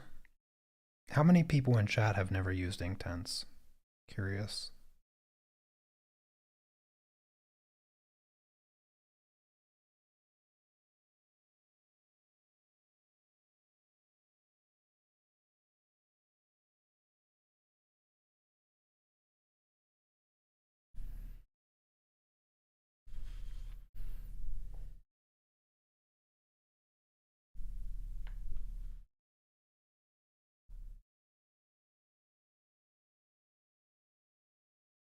So Diane, you never used them?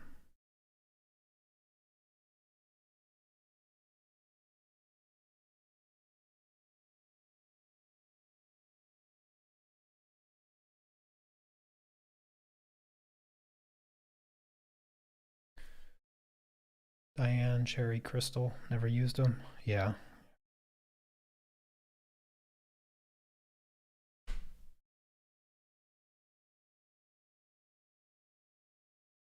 Okay, I think that's everything that's black. What I want to do, I'm going to take the white. I'm going to make just pure white paint.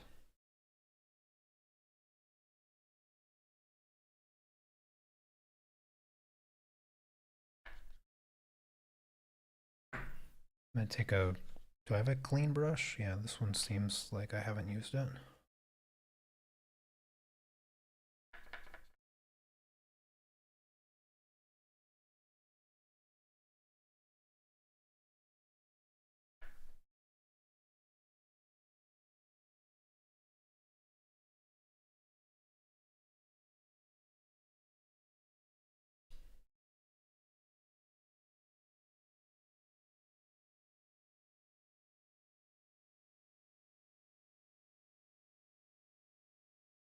Okay, let's see how well this white turns this gray back into white.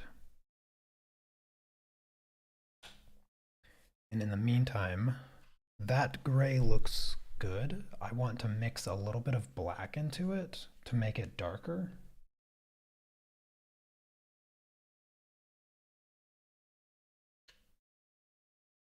That should be enough black. And now I'm going to use it to make my gray darker in some areas.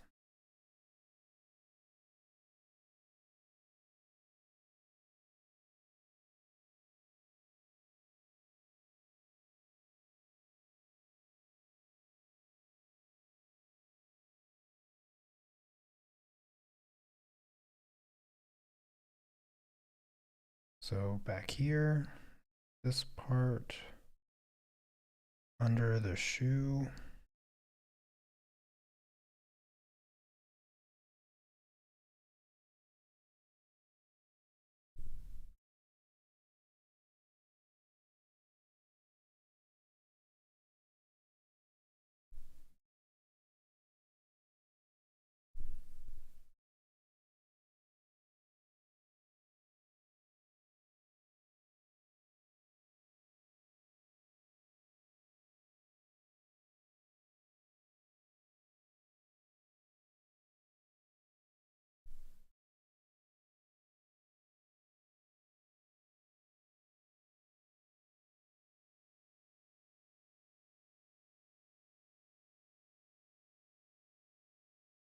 I really want to like test the gradient, like my ability to create a gradient with this, because it doesn't feel like it's very capable.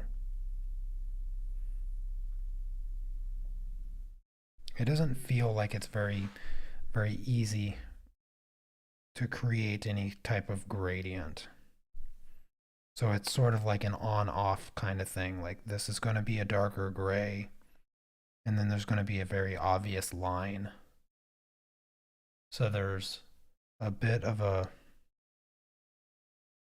drawback for this particular way of using this. It's going to be, since it's so opaque, wherever you touch it, it's going to be that color. So creating a bit of a gradient seems to be harder. Anybody have any tips on how I might be able to soften my edges? Maybe if I isolate the color and use more water. So like if I just have water and I use it more watery like, could that be a potential way to create a gradient? I don't know what that's going to turn into, to be honest with you.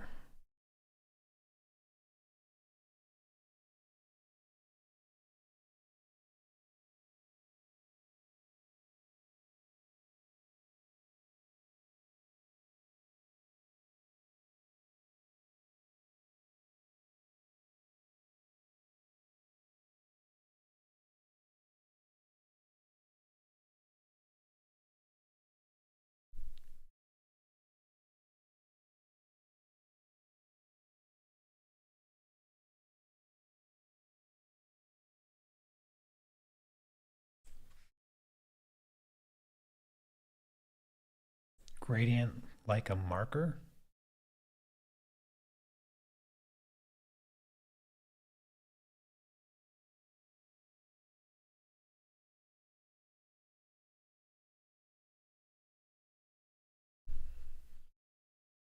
I could use markers on top of them? Is that what you're talking about?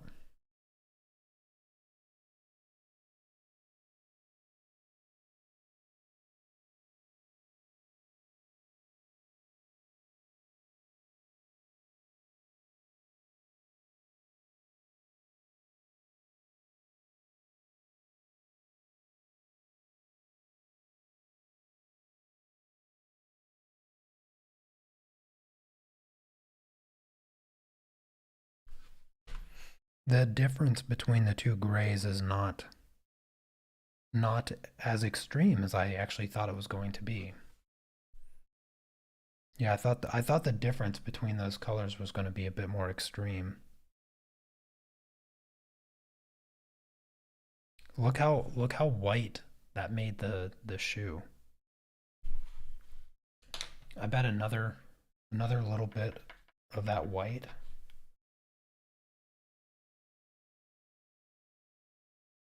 another layer or two, you won't even be able to tell.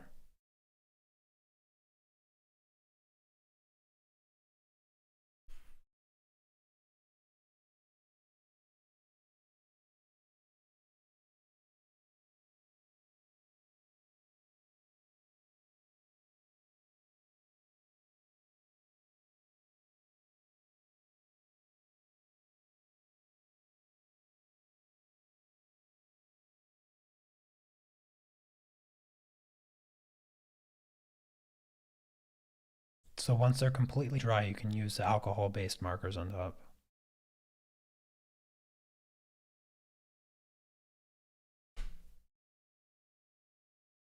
Okay, make a gradient on wet paper.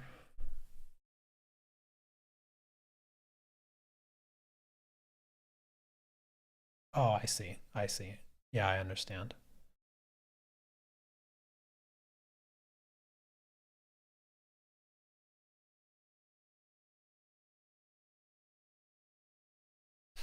Yeah, the thick gouache kind of method that I'm using here, um, it feels very unlikely to be able to create like a smooth gradient. Yeah, that's something.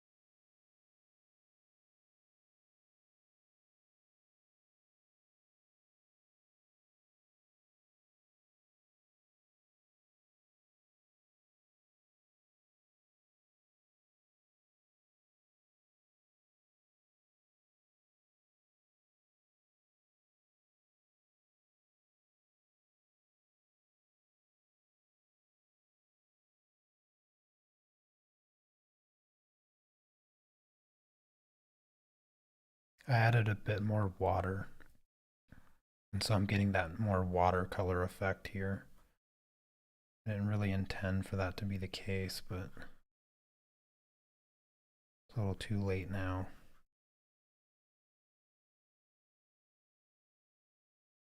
It's a bit of a darker gray than I anticipated.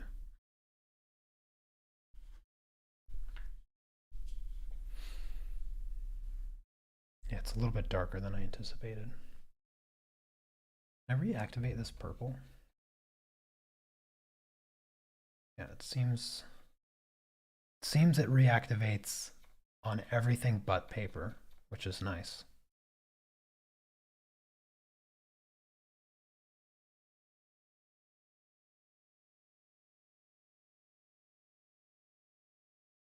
I wanted to get like a darker shade of purple here.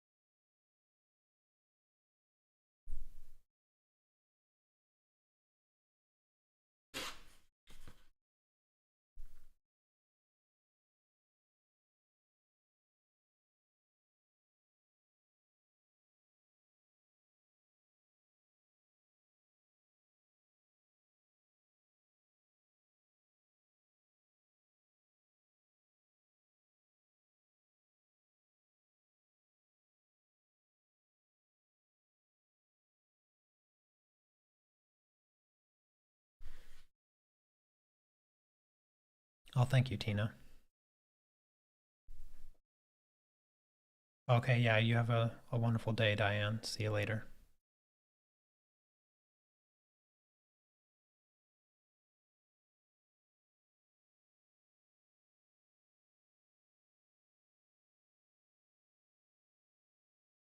Yeah, it is a great feature to just be able to reactivate the colors that are on your palette.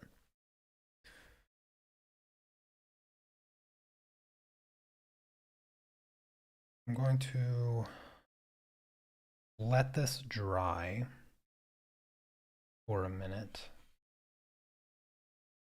Um, I don't think I'm going to try to do anything with the skin. I think instead, I'm just going to leave it alone to dry. Clean out my brushes a little bit here.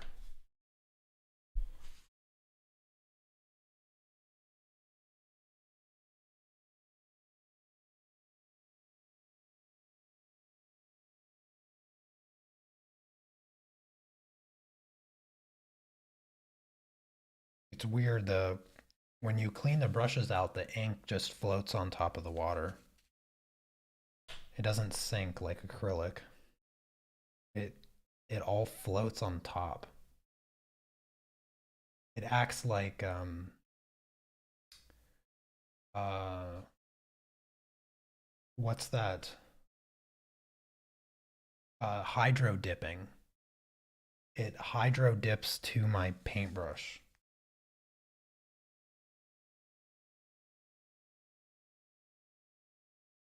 Oh wow, it really does. I don't know if you can see that. So this was ink that was floating on top, and it literally hydro dips to my paintbrush. If I dip it down and I push it up against the ink, it hydro dips right to my paintbrush. That's very interesting. Oh, I have an idea. I'm gonna take a piece of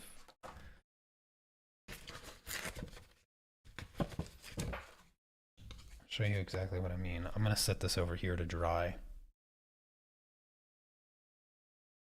Let's get some red.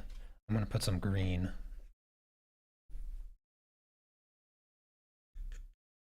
There's some green.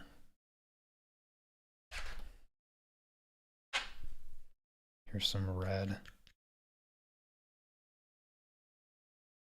Just floats there.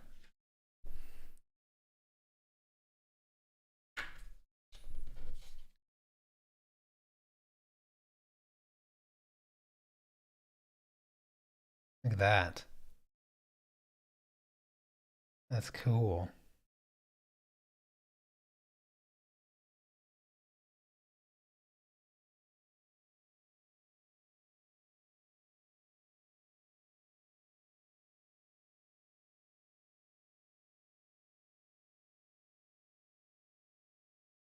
That will stay there too once it dries. I'll set it over here to dry. But that's literally what hydro dipping is.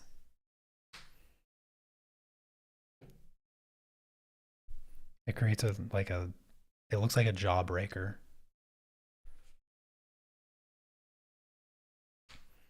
All right.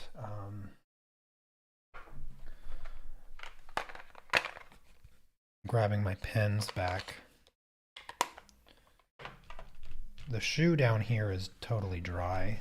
So I'm going to try to ink over top of this.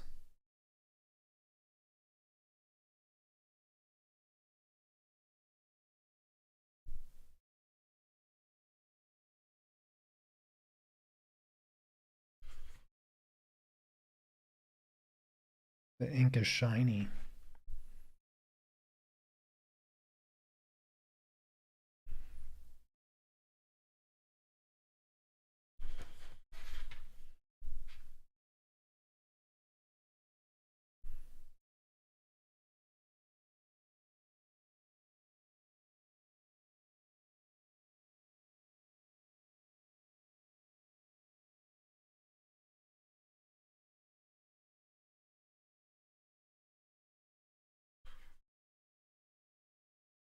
Yeah, that looks better. After adding the ink back, you can see the lines more clearly.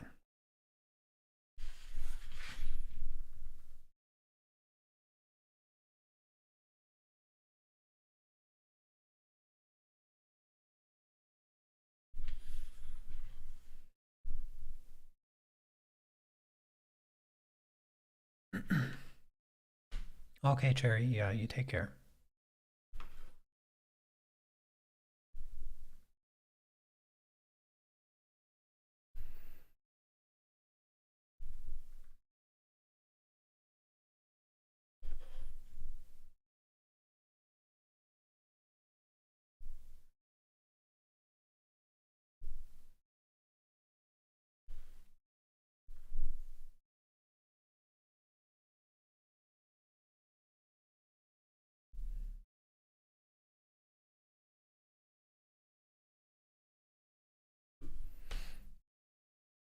Yeah, that looks pretty good. Gotta fix her shorts and her jacket.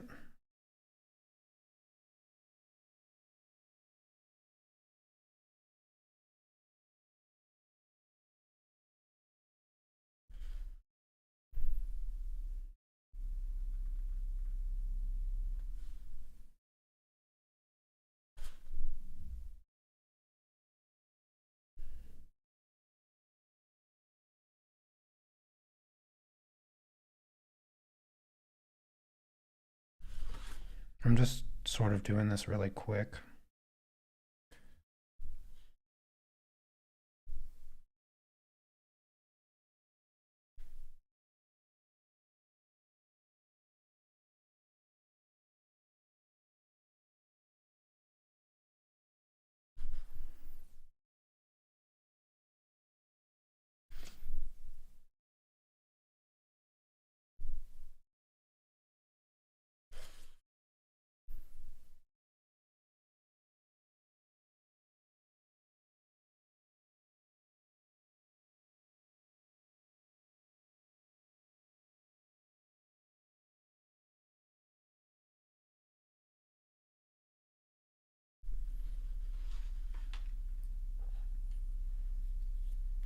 Yeah, that looks a little bit better.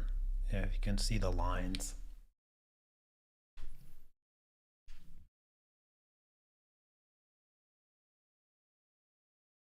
Yeah, I prefer the really flat look as opposed to this streaky watercolory look. I'm going to I'm going to repaint this one arm really quick with this technique. I don't think I'm going to like finish this project. It's just an experiment, so it's not really worth like trying to make it look perfect. Just learn from it and then move on. So I'm going to go back to that 220 color.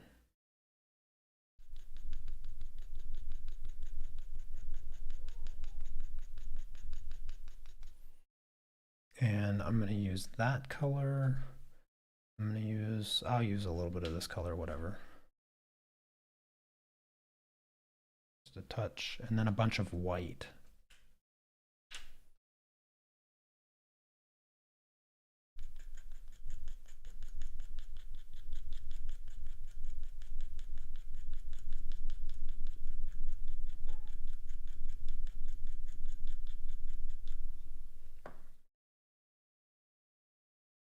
And I think I cleaned this brush.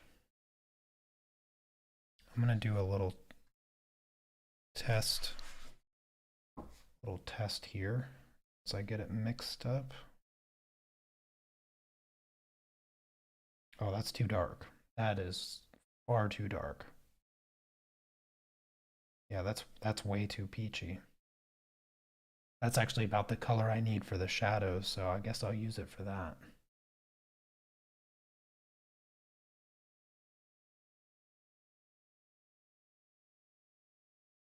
Yeah, that's the shadow color for the skin. 100%. So like this part here.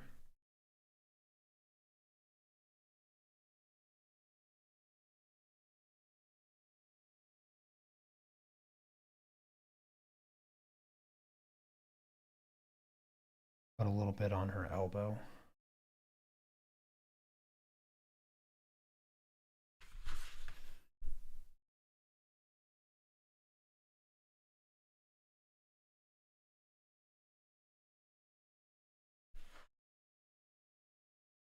It's a really like cell shaded style.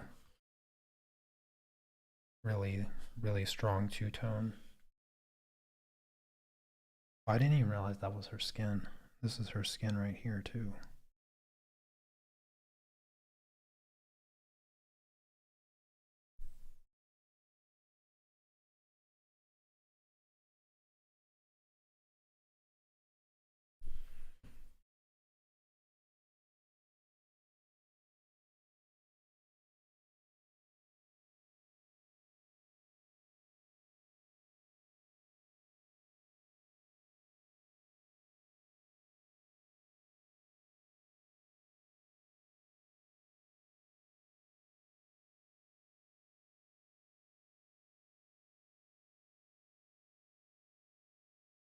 I'm just gonna do this whole thing, whatever.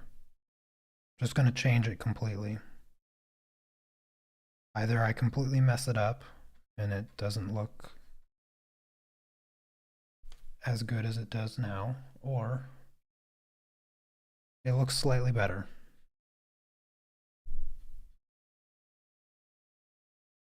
It's all about the learning anyway. I'm not trying to impress anybody today. If I was trying to impress anybody, I would have opened these off. I would have opened these up yesterday, did plenty of experimenting, and then just pretended today.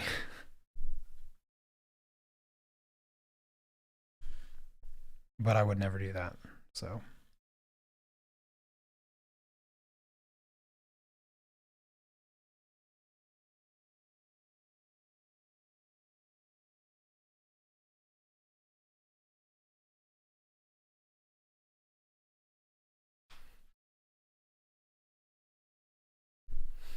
the softness or hardness of the brush bristles would affect the streakiness, not the size of the brush. Yeah, I mean, these brushes are relatively soft.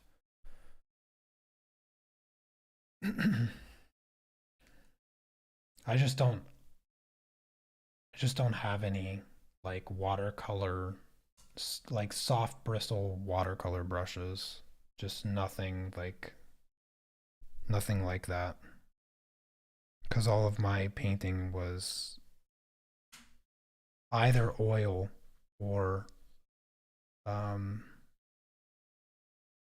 acrylic back in the day. So never did watercolors. I mean I did experiment with watercolors some time ago, but I just used the brushes that I had. So the experimenting with the watercolors was not very much unlike the results I'm getting here today. So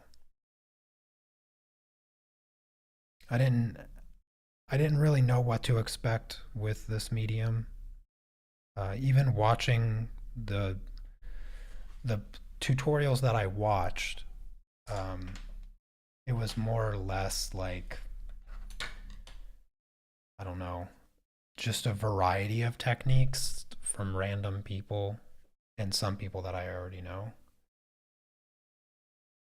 But you don't really get a clear expectation of how they're going to feel when you actually use them.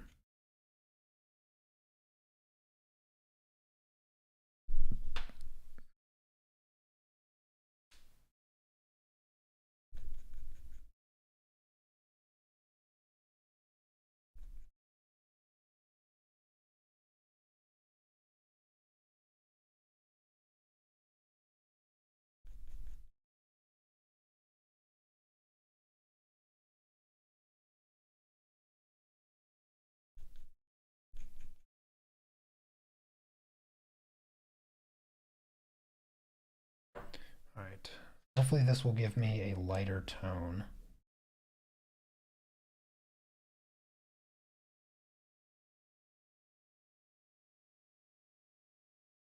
Definitely did not.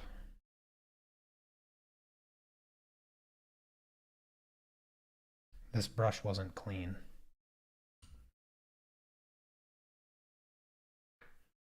Yeah, that brush was not clean, so that was a waste. Let's try just adding white.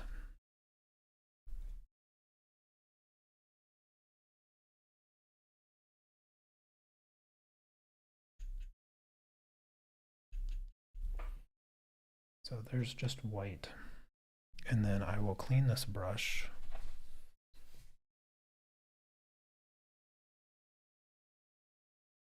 And just take a little bit of this.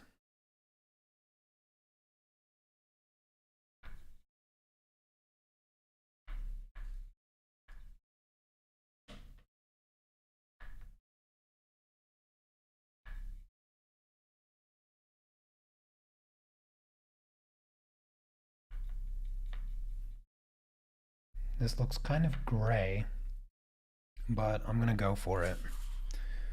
I'm going to just go for it. It's a little off color. It's not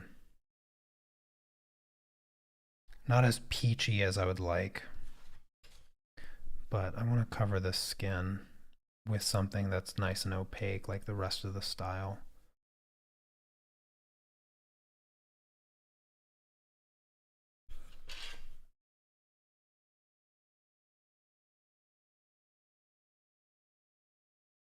Yeah, it's a bit darker So I have a little bit too much pigment in it.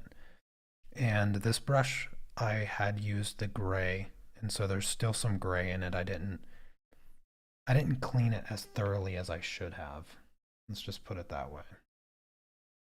Definitely didn't clean it as thoroughly as I should have.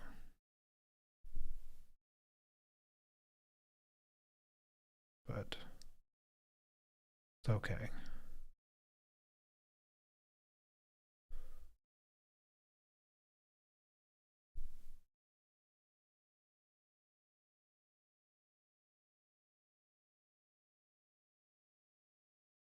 Yeah, it's kind of turned her skin far more gray than I anticipated.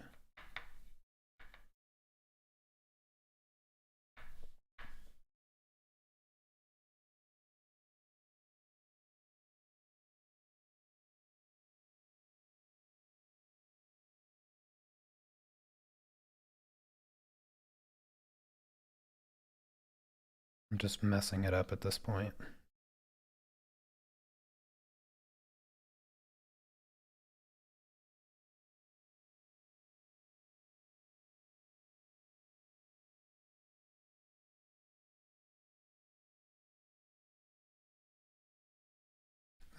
That has too much water in it.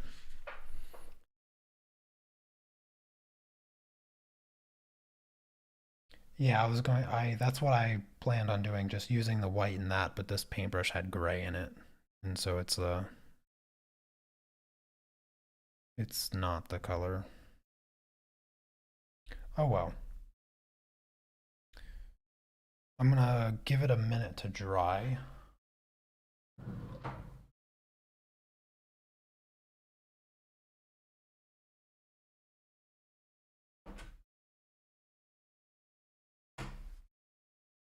I'm gonna grab my colored pencils really quick.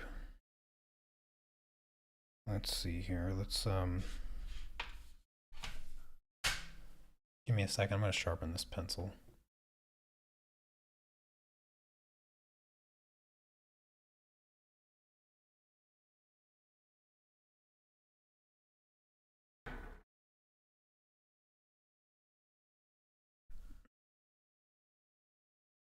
Inktense into gouache.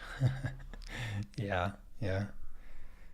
All right. The shoes are dry. I'm gonna just apply a little bit of black here to create a gradient. I just want to see how well I can get it to still look this like the same medium, because I don't like I don't like mediums to be mixed if you can clearly distinguish between them. So this doesn't really lay on very well. Um, it's very, very smooth. It's a little scrapey. It's a little scrapey. I don't like it. These are the polychromos, by the way, so it could have something to do with using the polychromos. Yeah, that's not gonna work. I'm not gonna like that. Let's try the white.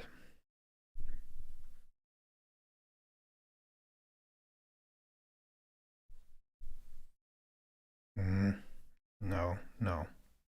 That's too scrapey. I'm gonna add the red.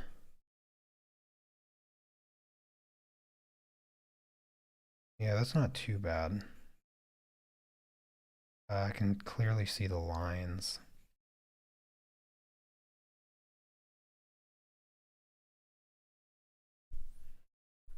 I'm just testing things out.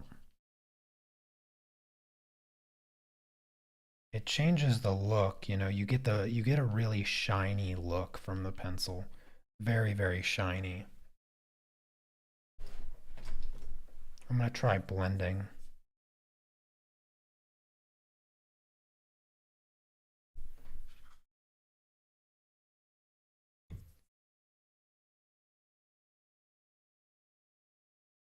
Okay, blending actually works.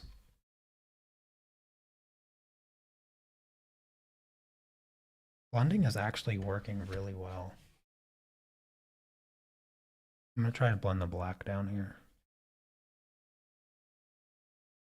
All right, I'm holding this all awkward and stuff. I'm trying to see the shine from where I applied the pencil. And when I blend it, I don't know if I'm just making the pencil completely disappear, like by wiping it off, but I'm 100% wiping away the shine. It's very interesting. See, that pencil, that is definitely blended and not shiny. So that's actually working. That's working really well, actually.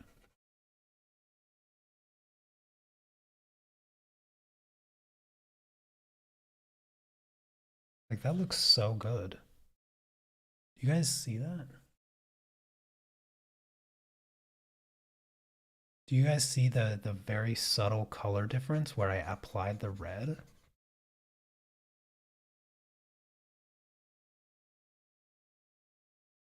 See that subtle color difference that I added? Like, you can't see that it's pencil. Almost like it mixed into the medium so well that it's all the same medium, but I totally changed the color. Let's try a different color. I'm gonna try it with the walnut brown. So I'm gonna make this part of her leg like really dark.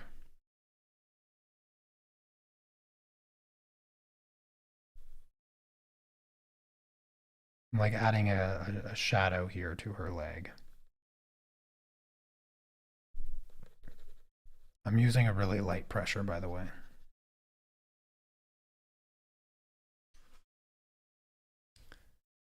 I don't know if you can see that very well.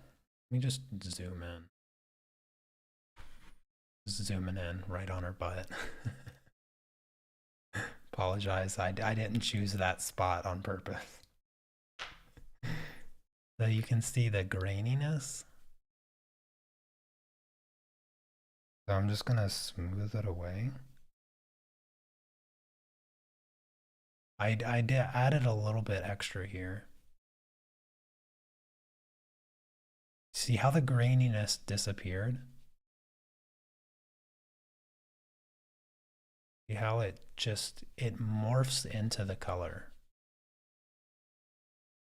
Like it's no more grainy than this leg over here. But this is with colored pencils and you can see it very delicately changes the color. Yeah, it very delicately changes the color.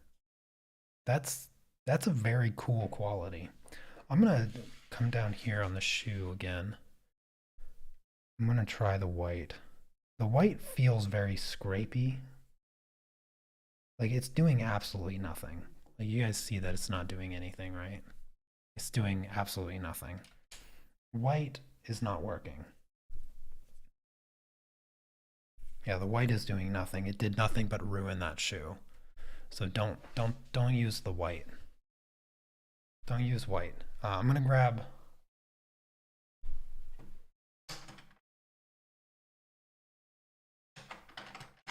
Here's the white Prismacolor. Let's try it on. Let's try it on this shoe over here. Okay, it's showing up. It actually shows up white.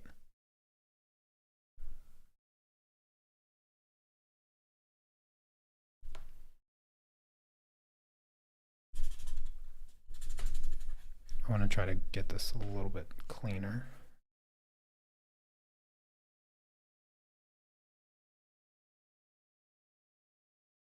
Yeah, the white isn't really, yeah, the white's not really doing anything. The white seems to just not be a viable color.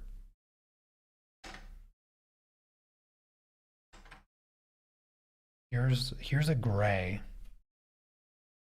I'll come up here to her arm and I'm going to add some gray here.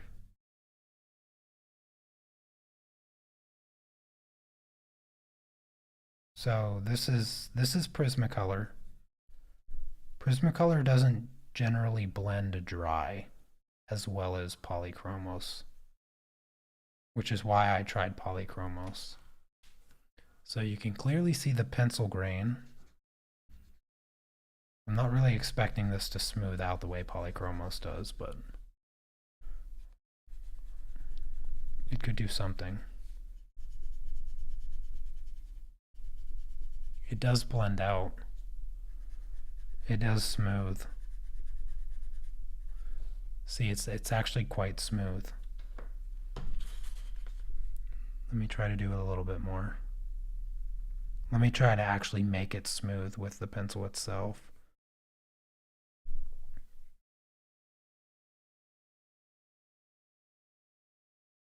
See, that actually looks pretty good. And then smoothing it out with the blender here, it helps get rid of the shine. See how it doesn't shine? So you can see the ink. See how I've replaced the ink on the shorts? And you can see that it's catching the glare. Notice that the colored pencil isn't catching the glare. It's not catching the glare. Down here you can see, yeah, see the glare from the white pencil and the black pencil? See, I don't like that glare. Remember on the knee I added the red? There's no glare. All that colored pencil I added on the back of the leg there, there's no glare. So that's something, you can see a little bit of glare. You can see a little bit of glare, but I think that's just actually the surface of the paper and not the colored pencil. So that's something really unique. Because I think what would be a really fantastic option, like I love this flat opaque color, and I was able to tone it. I just picked a random red. Like I was able to tone it. Let's experiment with the extreme toning. So I'm going to grab this red, and let's just say I want her knee to be, you know, really red. So I'm gonna try to make it really, really red. This is with the polychromos again. So really, really, really red. And I'm gonna add some green up here. This is just experimenting at this point. Okay, it doesn't like green. Some colors just don't work. It does not like that green. Okay, this green works. This green works. So strangely enough, some colors flat out will not work.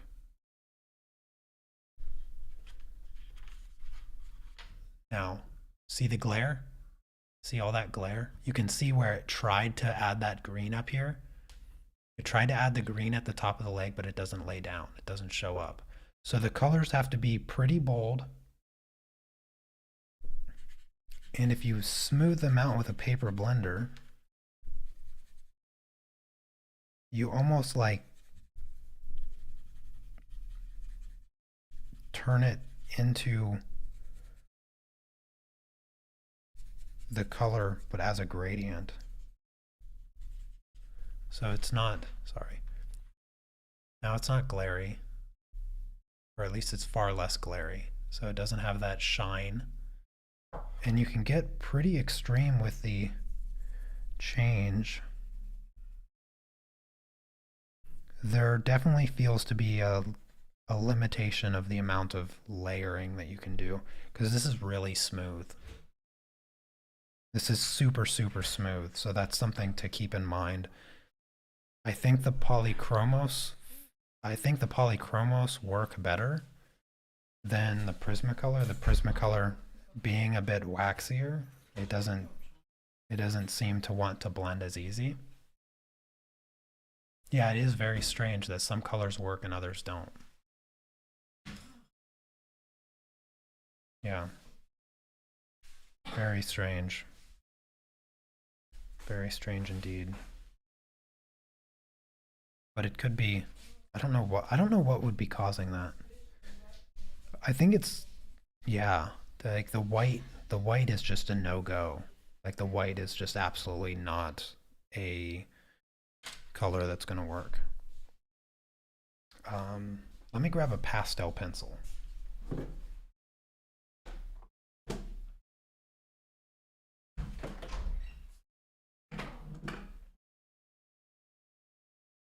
like bringing all of my supplies out. Let's see here. Let's go with this red here since it's relatively sharp. So this is the Carbothello pastel pencil. That goes on really, really well. Actually, that goes on surprisingly well. Let me try a different color just in case. Let's try this yellow. Oh, I'm sorry, you can't see it. There. So pastel pencil's going on really, really well. Now I'm curious about blending and mixing and all that stuff.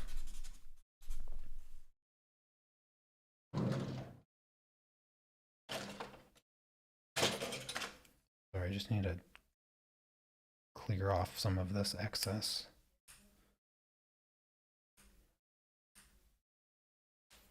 I'm making an absolute mess.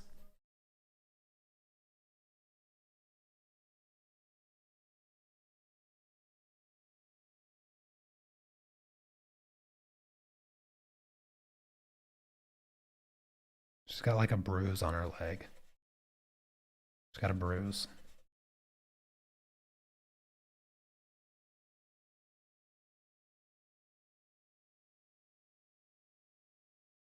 Okay, at some point it stops moving, which is what you should expect. I mean, it definitely got a lot less vibrant. Here's the yellow.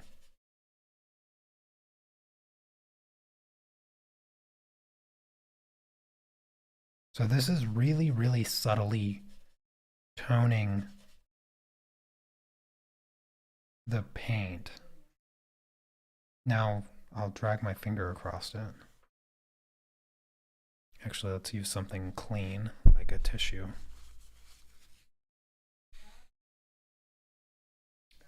Barely anything shows up on the tissue. Again, you can't even really see any color. I'm trying to clean it off. Yeah, it's still leaving a really smooth tone. Like, let's try something else. So let's put that there. I'm going to use this gray. Let's see the sock here. Oh, that's not bright enough. Let me grab a bright. Yeah, there we go. That should be bright enough.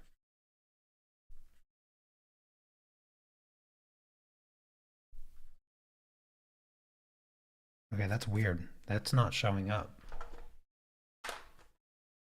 Let's bring back her butt. Okay, that's showing up a little bit. I guess it seems to have less to do with the pencil, and actually maybe it's the amount of layers that I have laid down. Let's try this. The gray shows up a little bit over here. Yeah, it's showing up a little bit there. Wipes right off though. Yeah, so some colors just don't seem to really work. I mean, the red and the yellow showed up.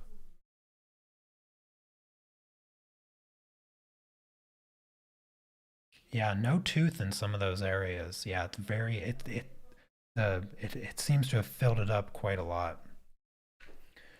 All right, so pastel pencils, they are somewhat an option. Yeah, they're like somewhat of an option.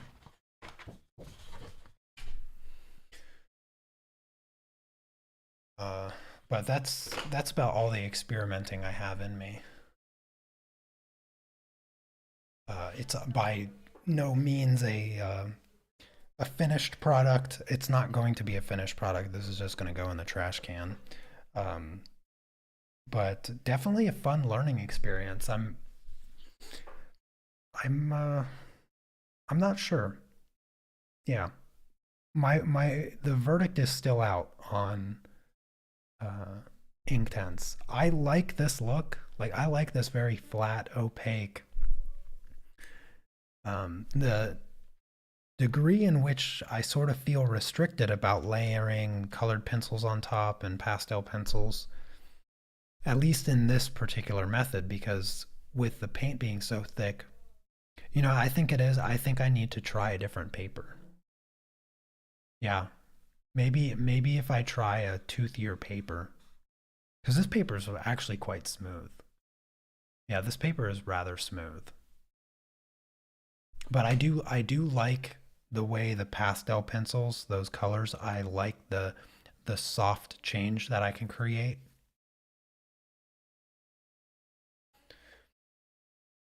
I think maybe uh, inking after painting is probably the better option. So graphite,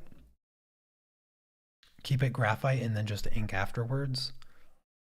I think that would probably be a better bet because a lot of the paint just covers the ink anyway, so it seems unnecessary to do the job twice.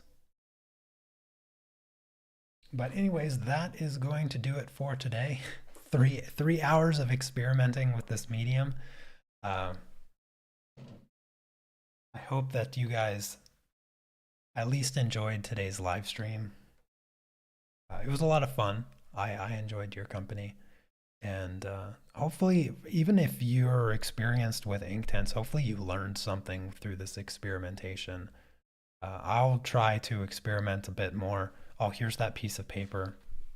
Look, that's that piece of paper where I hydro dipped it, and look, it's not moving.